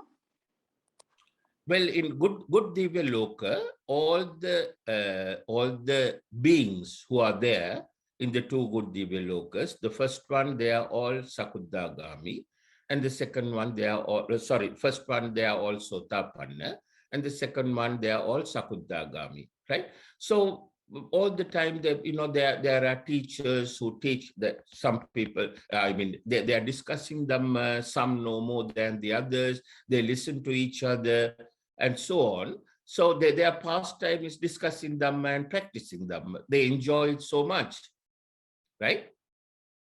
As opposed to the bad Divya Loka, those who are there, they are, eating and drinking and dancing and singing and enjoying their life that way. So they are doing Sankara, they are enjoying Sankara, and the Divyas who are in the good Divya Loka are enjoying Visankara. Okay, Bhante. Does So, that Bhante, answer your question? yes, Bhante, thank you. That arises another question, if that's okay, Bhante. Yes, go ahead, go ahead. No So problem. they should have the roop for this, the form, They should have what? the roop form to practice the Dhamma. I The missed the form, the last body, word. What do you mean by that? the Do you roop mean they or the should have a form. body? Yes. Yeah, in Divya Loka, they have a body. In Brahma Loka, there's no body. Okay, Bhante. Thank you, Bhante. In Brahma Loka, they have only the mind. Thank you so much, Bhante. You're welcome. So Bhante, my name is Naresh. So then can mind exist without body then? Of course. Of course.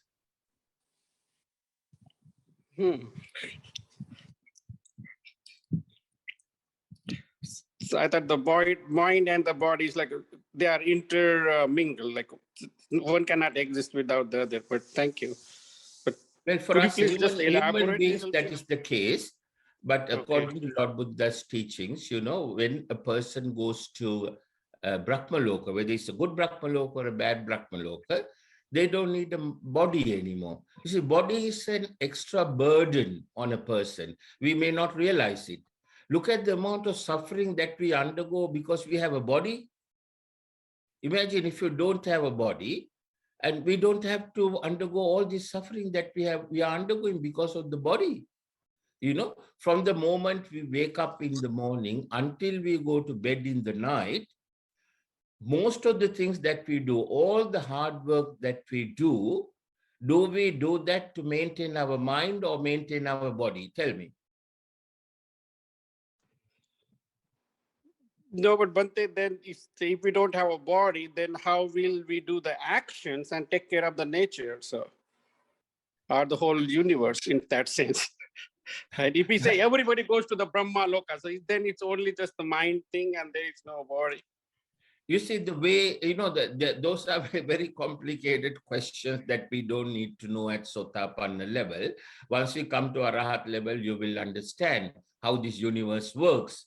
You see, using the cause and effect theory, Lord Buddha has explained how every planet in this universe, how every object existing on those planets, natural objects, how every living being living on these planets, how they first came into existence, how they continue their existence, how that existence can be stopped, and if it is not stopped, how it will destroy itself naturally, recreate naturally.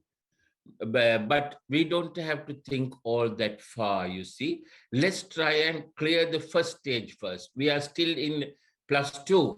We don't have to think about how to pass the PhD. Let's pass the +2 first, university entrance exam. Then we can do bachelor's, master's, and then think of PhD.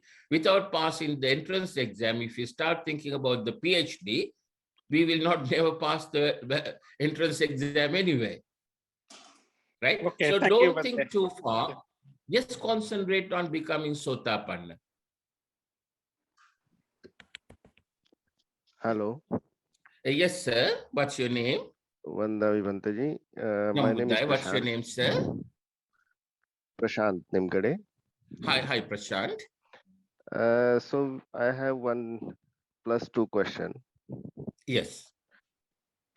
We talked about these 31 planes. Yes. And we can see 2. Where are the balance 29? Right. We can see only 2.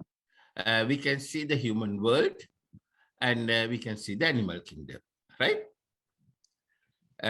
If you want to see the balance 29, there are certain Anarya Dhyana meditation techniques.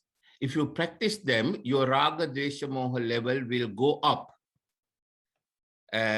sometimes it goes up to a certain level. It matches with the raga, dvesha, moha of bhuta and preta.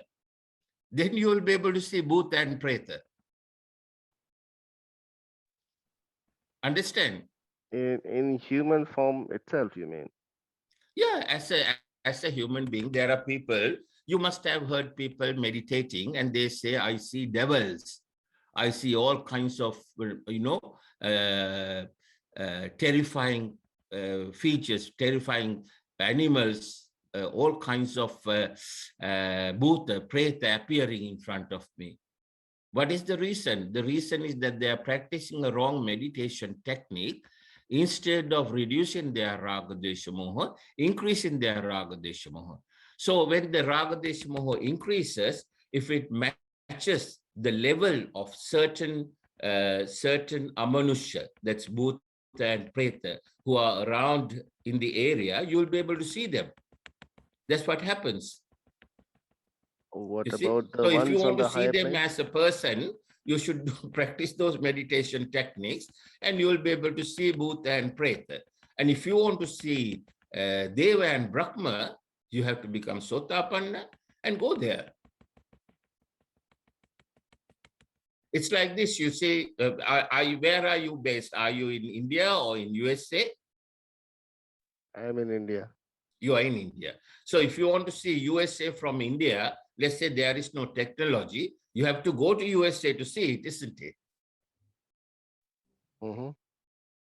Now, you can see USA through the internet or telephone or whatever, but if you want to see it, you have to go there, right? Without going there, you can actually physically see it, can you? You can't. So similarly, if you want to see Divya Loka and Brahma Loka, you have to go there to see them. And where exactly is that in physical form? Well, we are talking about Sothapanna, and that question is irrelevant to become Sothapanna. You are thinking ahead, right? Let's try and pass this entrance exam first, and if you become Sothapanna, you will understand better. Okay. No, but actually, I also have the same doubt on those ones. So maybe next time when we get to that level, I would like to know at least some clues and answers on those ones. Well, it's the same answer that I will give you. Obviously, you have doubt because you haven't comprehended the Four Noble Truths. You haven't understood Lord Buddha's correct Dhamma. You have lots of doubts, right? First, you have in this path, you have to go step by step. It's like this, unless you learn O-level mathematics correctly, you cannot learn or comprehend A-level mathematics. If you are in O-level and keep saying that I can't A-level, what are we going to learn in A-levels? How does that work? How does calculus work? How does this work? How does linear programming work or whatever? You cannot understand, obviously. So let's go get through the O-levels first. Right? Okay, thank you, Bhante. Yeah. Before start thinking about how to see the other worlds, let's try and understand the basics first and become Sothapanna. Then you will have a better understanding of what life and what the universe is all about.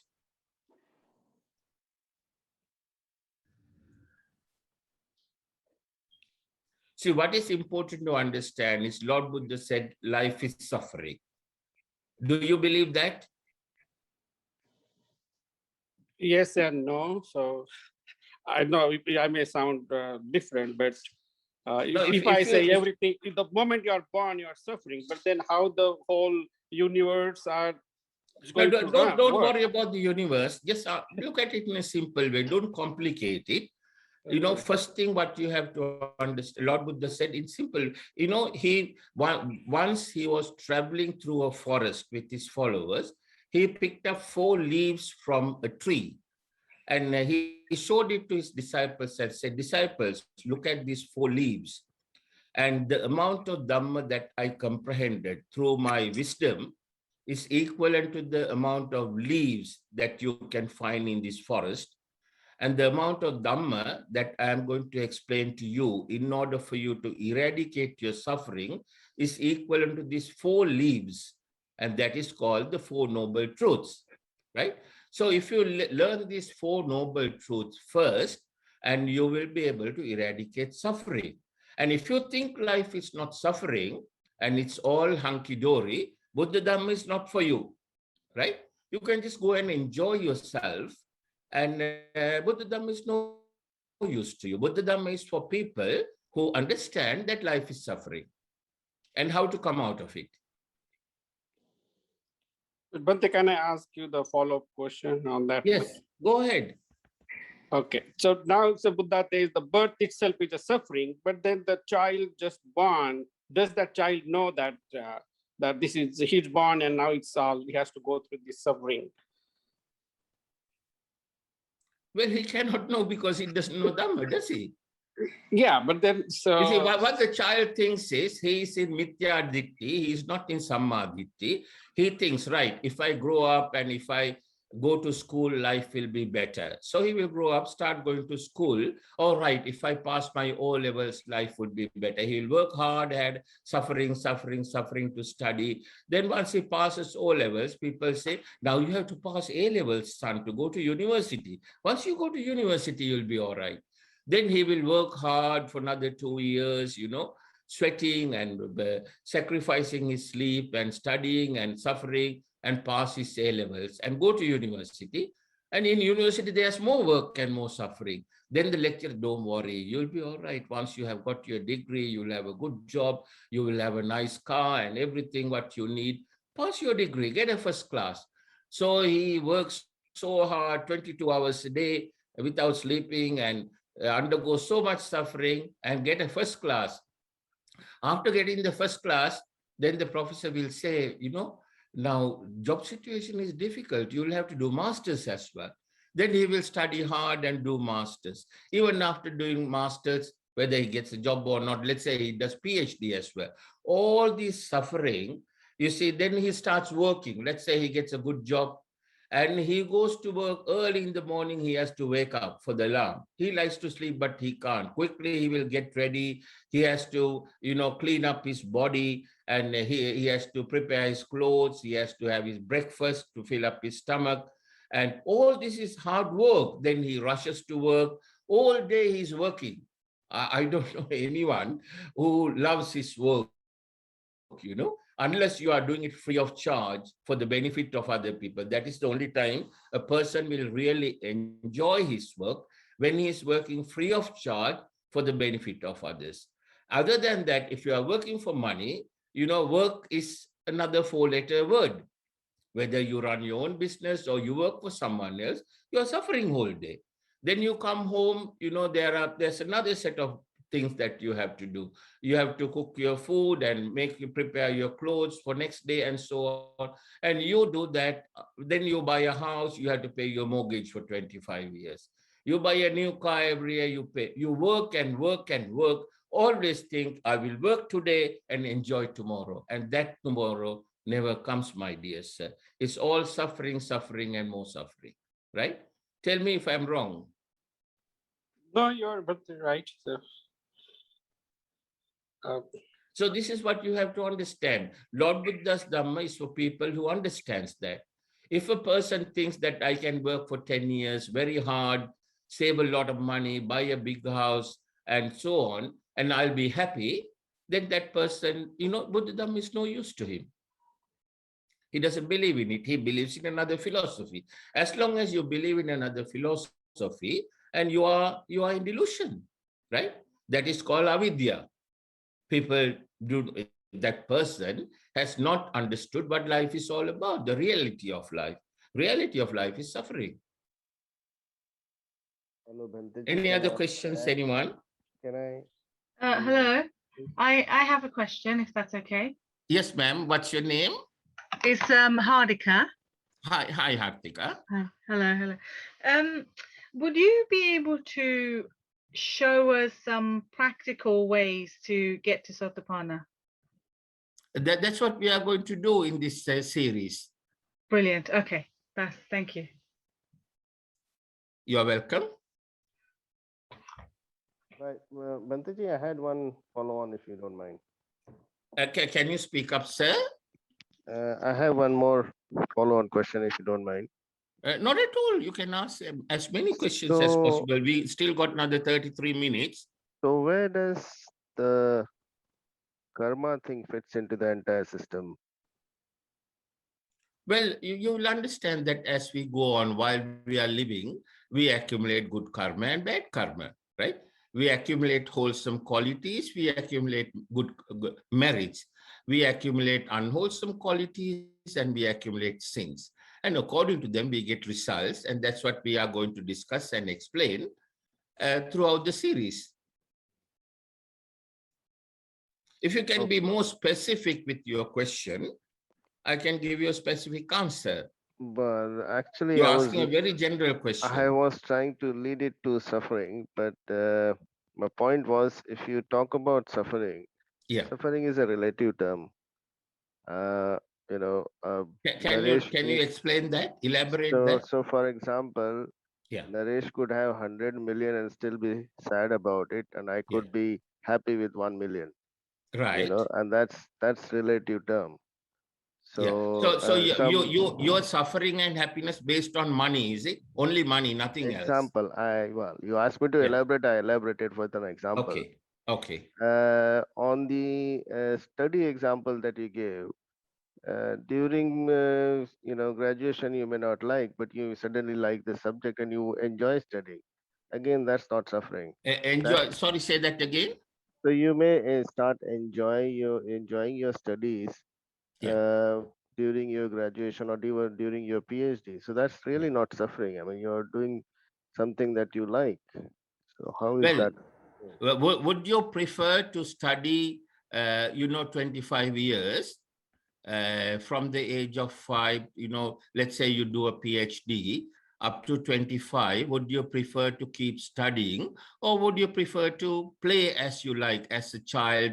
Let's say if you have everything, someone is providing everything to you and you don't have to worry about studies. Would you prefer to play and enjoy your life rather than study?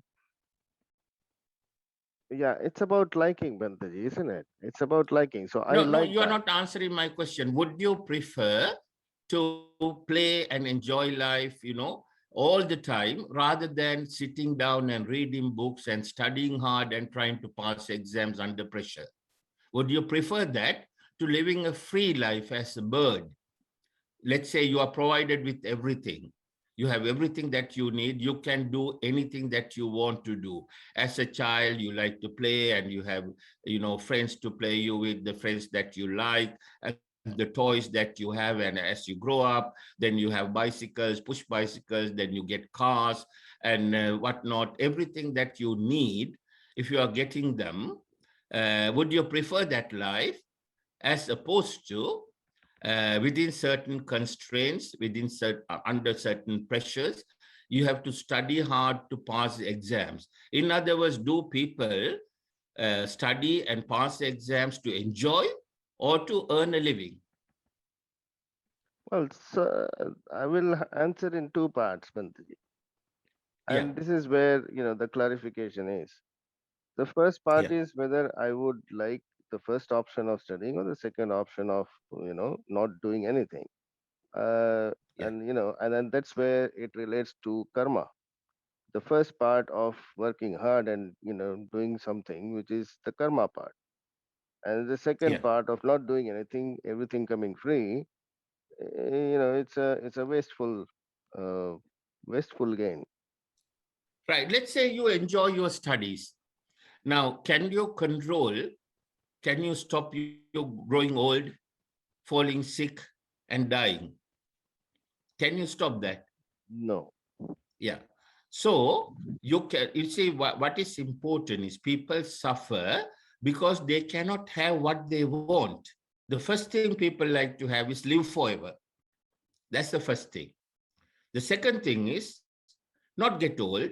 Third thing is not fall sick. Those are the three most important things for any person. Can you do that? Nobody can do that, Bhanteji. Yeah, that's why it is suffering. You cannot have the three most important things that you like to have. You see? Then you are given little carrots here and there. And to grow those carrots, you have to work damn hard and spend all your time. See, people say they enjoy their food, right? Now, why do we eat? Because we get hungry. Let's say we don't eat, we get up in the morning, not have breakfast, not have lunch. By 3 o'clock, we are damn hungry, right? So why do we eat? We eat to eradicate that suffering, isn't it? So what we really say, what we enjoy is temporarily eradicate suffering. Similarly, watching television or listening to music in the evening. All day we work so hard and our mind has become a devil's workshop. Mind is so tired, and it needs some form of relaxation. So we watch television or read a magazine or listen to music to eradicate the suffering. People think that there's a special enjoyment there. It's not enjoyment. It's, it helps a little to eradicate that suffering that we have created for ourselves. You see, what you see as enjoyment is pleasure. What's the word? Covered, or in other words, it's I can't think of the right English word there. It's covered with, it's a pleasure. It's suffering covered with the pleasure. You see, to put it in another way, you take a fruit, a mango. The peel of the mango looks very nice, let's say, right? You take it, but inside could be rotten. Life is like that. Certain things, look very nice, very pleasurable, food or music or whatever, but at the end of the day, it ends up in suffering. But the main thing is the four most important things that people like to have, the three most important things. They cannot have. Suffering means you cannot have what you want, right? You prefer not to feel hungry, but you feel hungry. You have to eat. You prefer not to work too hard, but you have to work too hard if you want too many things. And you need a house to live, so you have to work hard to get a house. You need a car, you have to work hard to get a car. And there's no way you can stop growing old. There's no way you can stop falling sick. There's no way you can stop dying. And that's suffering. Would you agree or not? That's very nice, Bhanteji. So what I'm understanding is what is permanent is suffering, rest all is temporary. You see, those temporary pleasures, what we call pleasures, are not actually pleasures, They are little carrots that the nature has given us to temporarily relieve our suffering. We get hungry 3 times a day, or 4 times a day, some people, or twice a day, or once a day. At least once a day we have to have food, otherwise we will die. It's suffering. So when we eat, we think we enjoy it. Eating is enjoyable, but actually it's not enjoyable. Our mind thinks it's enjoyable, but what we enjoy is getting a temporary relief from suffering. You see, why do we sleep in the night? Because we feel tired. People say, I enjoy my sleep. It's not really an enjoyment. It's getting a temporary solution to our tiredness. You see, our suffering.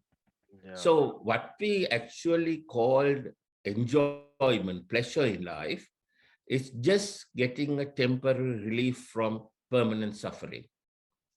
That's what Lord Buddha said, life is suffering. And he gave a way to come out of that suffering permanently. And no other religion does. Would you agree or not? Very clear, very clear. Thank you so much.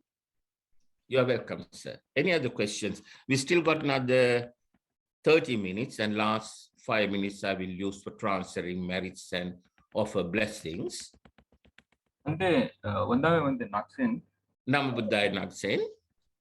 Just a question, like why one get a birth? I mean, the life is all about suffering, understanding the suffering. Why one get a birth? That is because when we left our last life, we have accumulated enough unwholesome qualities and sins, and in order to pay for it, we are reborn. As simple as that. Once we have eradicated all the sins and all the unwholesome qualities, then we will not be born again. In these 31 planes, we go to a special place called Nibbana, which we will understand as we go on. Right? It is a place without suffering. So we have, because of the things that we have done in our previous life. Now, once we go through Rupa Vedana Sanya Sankara Vijnana, you will realize that we are accumulating unwholesome qualities and sins through our thoughts, due to lack of our inability to control our thoughts. Eradicate unwholesome thoughts from our mind and cultivate wholesome thoughts. In other words, Sabba Papassa Karanam Kusala Supasampada. That's what we should do. And if we do that continuously and eradicate unwholesome qualities, Raga, Dvesha, Moha, Raga Bhava, Dvesha Bhava, Moha Bhava, completely from our mind, then there is no rebirth in these 31 planes, according to Lord Buddha's teachings. Yeah, thanks, Bhante. So, does that mean if we go into the stage of Sothapanna, we are leading towards Nibbana? Exactly. Once we get into the stage of Sothapanna, that means we are following the correct path. Instead of committing unwholesome thoughts and sins all day, we'll be doing, the Sothapanna person will be doing more wholesome thoughts, practicing more wholesome thoughts and accumulating more merits. And that's the main reason why he will not go to the four hells again, where 99% of the suffering that people undergo in the 31 planes are in the four hells. The remaining 27 planes have less than 1% of suffering.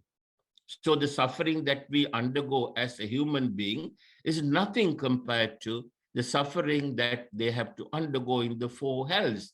You don't have to go that far. Just compare the suffering that we undergo to the suffering of an animal living in the animal kingdom. You see, if you just look at a bird or a let's say an animal living in the, let's say, a tiger or let's say a lion, powerful animal. You see, sometimes, they have no place to live. When it rains, they get wet. When it's dry, they get, they suffer from the heat, and they have no clothes to wear. In the night, they may be shivering when it's 0 or whatever. And sometimes their little ones are eaten by others in front of their eyes, whether it's a lion or not. Sometimes these hyenas and other animals eat their cubs, and the lions can see that sometimes, and sometimes they cannot stop it. And imagine if you are a father or a mother, and some devil comes and eats your child in front of you, your heart will burst, isn't it? That kind of feeling, the animals, the suffering that they have to undergo. Then when they are hungry, sometimes they have no food. They have to go hungry for several days. And some animals die of hunger. And when they are sick, they have no medicine. They are living in fear all the time, whether it's a lion or a tiger or a little mouse. They're living in fear all the time.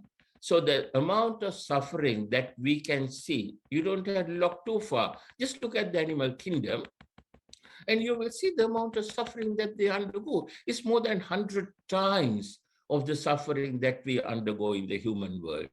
You see? So what Lord Buddha said was right. So similarly, if you can see the Bhutaloka and Pretaloka, Lord Buddha said, it's even worse in the Bhutaloka, even worse in the Pretaloka, and it's really, really, really bad in the hell itself. You see? So this is what you got to understand. Yeah. Thanks, Bhante. Any other questions, anyone? I have a question, Bhante, if nobody has. Yes. Yes. So my name is Naresh. I'm from Los Angeles. Hi, Naresh. So in Vipassana sessions, Goenka's Vipassana centers, so there was one topic where it says the mind and matter continuously basically changes from one form to the other. So is it possible for you, Bhante, to elaborate on that? How that exact Well, process I don't like to talk about what other people do. You see, sometimes that leads to personal criticisms. I don't criticize anyone personally. When I talk about other people, I only talk about their good. If you ask me about Goenkaji, he was a great man. He did a great effort to spread Buddhism in India, right? But if you ask me his practices, I can't comment on them. But if you ask me a practice generally without mentioning any names, I can tell you whether that practice is right or wrong. I cannot criticize people. You see, I don't. That's a policy. I only say good things about people. As far as Goenkaji is concerned, I see him as a great man, honest person who worked very, very hard, did a lot of good things to spread Buddhism in India. Okay, so nice of you, Bhanteji. So basically the question, I thought it was part of a Vipassana technique. So how exactly the mind converts to matter and then matter converts to mind continuously, kind of? Well, you see, about meditation, Lord Buddha has Buddhist meditation and other meditation techniques that exist in the world are completely different, right? Buddhist meditation is all about eradicating raga, dvesha, moha thoughts from our mind and also from our chitta santana. You see, there are, now when we talk about raga, dvesha, moha and maitri, karuna, mudita, upekha, now raga, dvesha, moha are unwholesome. Maitri, karuna, mudita, upekha are wholesome. We'll be discussing it in more detail later, but since you asked me the question, I will give a brief explanation. Now, firstly, unwholesome raga, dvesha, moha, there are three things. We have unwholesome qualities that we have developed in our chitta santana. Then we are committing unwholesome thoughts every day. And we also put them into action. So there are three things, right? Similarly, wholesome qualities we have accumulated throughout our samsara. And every day, every moment, we could be developing wholesome thoughts in our mind and putting them into practice, right? So Lord Buddha's teachings is eradicating these unwholesome qualities and unwholesome thoughts and stop committing unwholesome action. And on the other hand, develop the wholesome qualities that we have accumulated throughout our samsara, cultivate wholesome thoughts, and put them into wholesome action. That's all what Buddha Dhamma is all about. Sabba papasa. Now, if you want to explain Buddha Dhamma in a nutshell, there's one gatha, there are three gathas, I'll tell you. One is Sabba papasa karanang kusalasa upasampada. Sachitta pariyodapanang etang buddha anusasana. Sabba papasa karanang means eradicate all unwholesome thoughts, unwholesome qualities. Anything unwholesome, eradicate from your mind. Kusalasa upasampada. Develop, cultivate, accumulate kusal. Kusal means wholesome qualities, wholesome deeds. Sachitta pariyodapanam. That means chitta means our mind. Purify our mind through the above process. Etang Buddha Anusasana. This is the advice, this is the teachings of every Samma Sambuddha. That's what Buddhism is all about. So if you have learned anything else from other teachers, I cannot comment on them because I don't know what they are. They are not Lord Buddha's teachings. Okay, thank you, Bhante. Any other questions, anyone? We still got a few minutes left. A lot of good questions came up today. Actually, we have been discussing a narrow area, the points that I covered in the Chutta Sutra, but still some good questions came up. And still there's time left for another one or two questions. Bhanteji Vinaya again. Yeah, hi Vinay. So my question is, when we are working towards anything, we have an objective in mind. So here our objective is to become Sothapanna. Yes. Is it fair to say that Sothapanna could be to get rid of Raga Desa Moha and cultivate Maitri, Karuna, Upekha, Mudita, and not even think about the, after death, what will happen? Sothapanna means, there are 4 things that you have to do. Once you have done that, you will get 4 wisdoms. Dukkha jnana, dukkha samudaya jnana, dukkha nirodha jnana, dukkha nirodhagamini, patipada jnana. Which means, if you put it in simple terms, you fully understand what is suffering, what is the reason for suffering, that you can come out of suffering according to the cause and effect theory, and the way out of suffering is the Noble Eightfold Path. That's what you learn to become Sothapanna. And once you have learned and understood it, Lord Buddha used 2 words for that, Janato, Passato. Janato means first you listen to Dhamma about these 4 things, and you learn it, and Passato means you comprehend it. You go through it. Yoniso Manasikara means you go through it over and over again, using your intelligence and wisdom, and fully comprehend it. And once you have comprehended, you know that using the Panchaskandha and the Panchopadana Skandha to do Sankara and enjoy Aswad is wrong. That will lead you to that will help you to make your way to the 4 hells. So that should be stopped. And once you have learned that, that means you know what is suffering, what is reason for suffering, what is out of suffering, and what is the way out of suffering. The way out of suffering is the Noble Eightfold Path. So you know that you have to follow the Noble Eightfold Path, but you haven't completed it yet. You haven't eradicated Raga Desha Moha completely. You have eradicated about a certain percentage of it, certainly more than 50%. Once you have become Sothapanna, you have eradicated, the wrong view that you have. That is the main thing, the Sakkaya that you have eradicated, Vichikicha, Silabbata, Paramasa. Even though those are only 3 out of 10, that is the chunk of Raga Desha Moha that we have. So you have eradicated more than 50%, but still another 50% or 45% left. And you know how to do it. You know the Noble Eightfold Path is the way, and you know how to practice the Noble Eightfold Path as a Sothapanna person.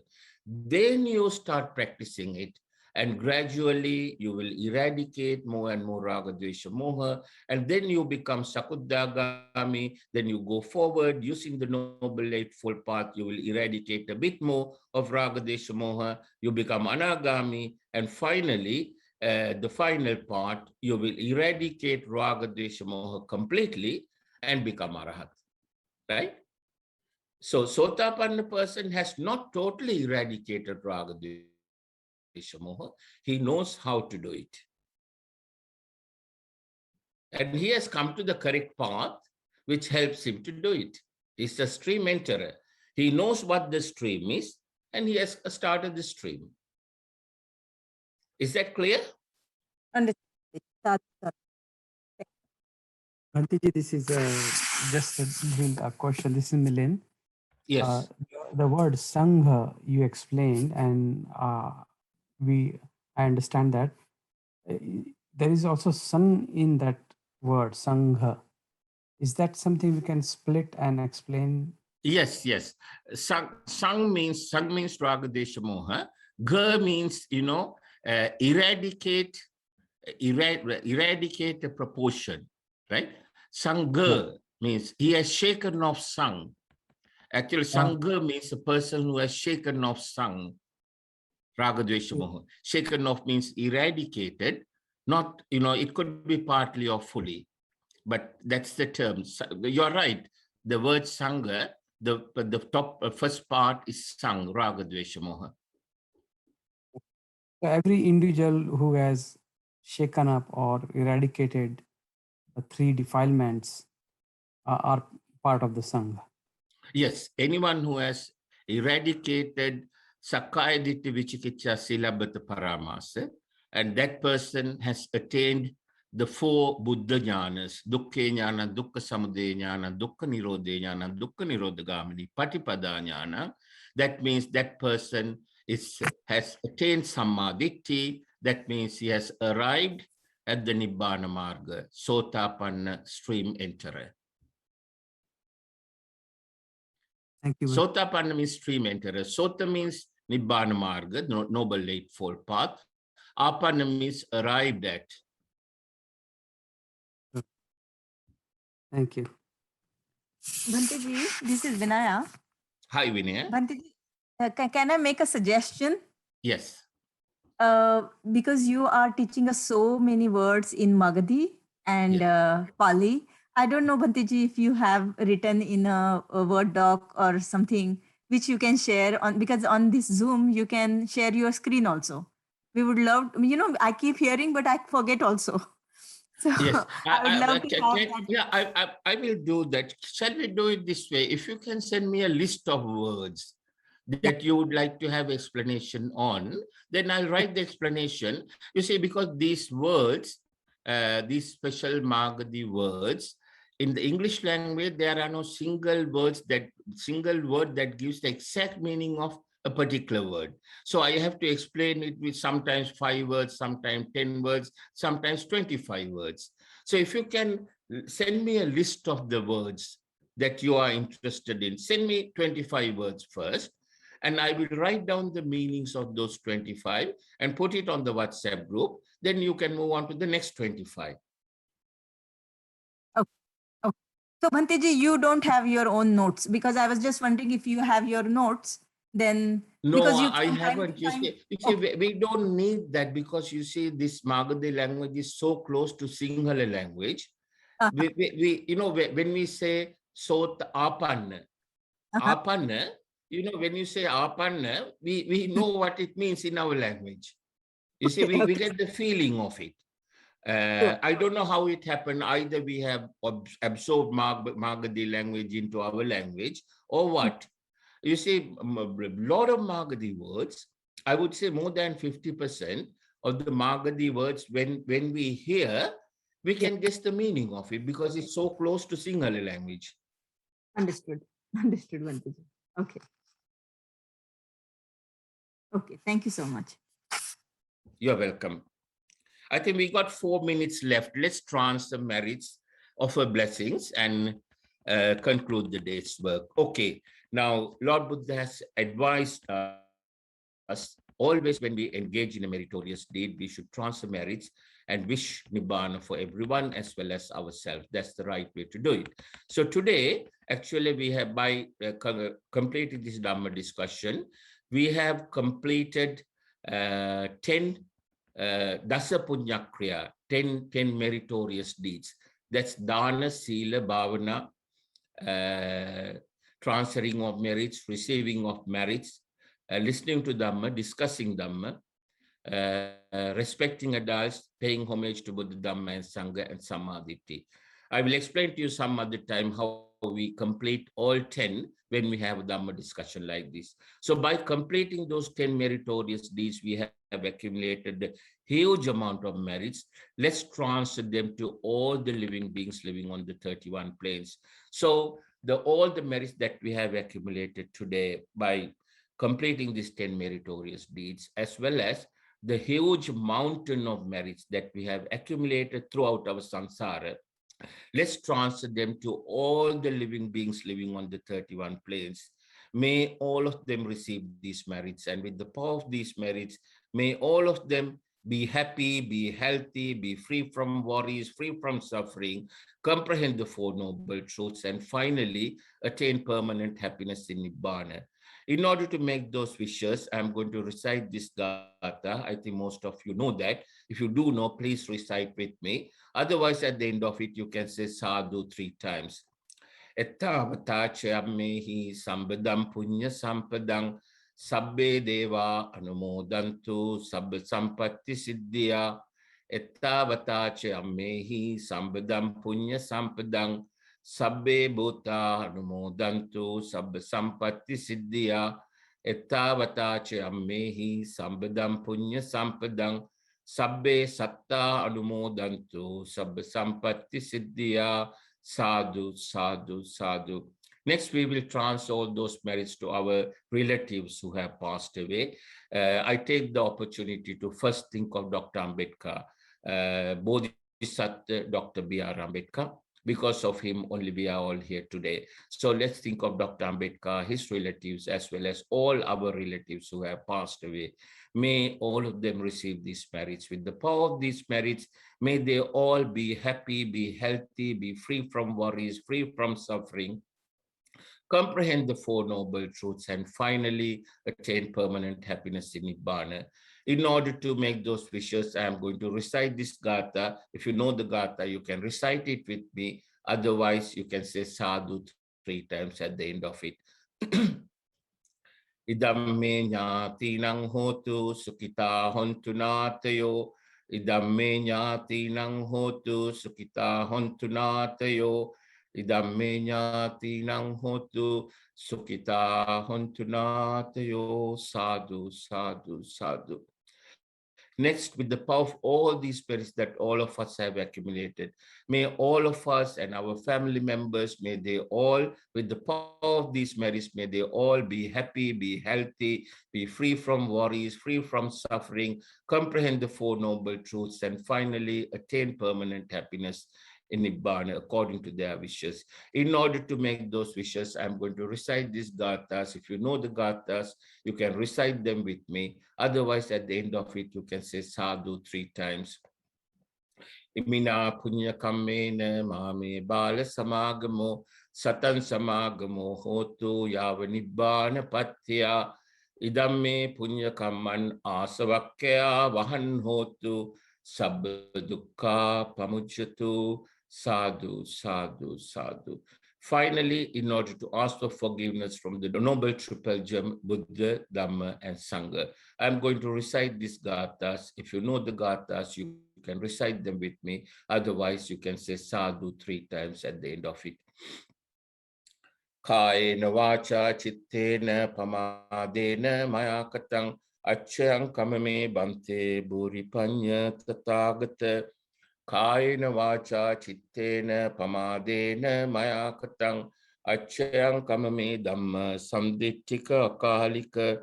Kayena vacha chittena pamadena maya katang achyang kamame sangha supatipanna anuttara. Sadhu, sadhu, sadhu.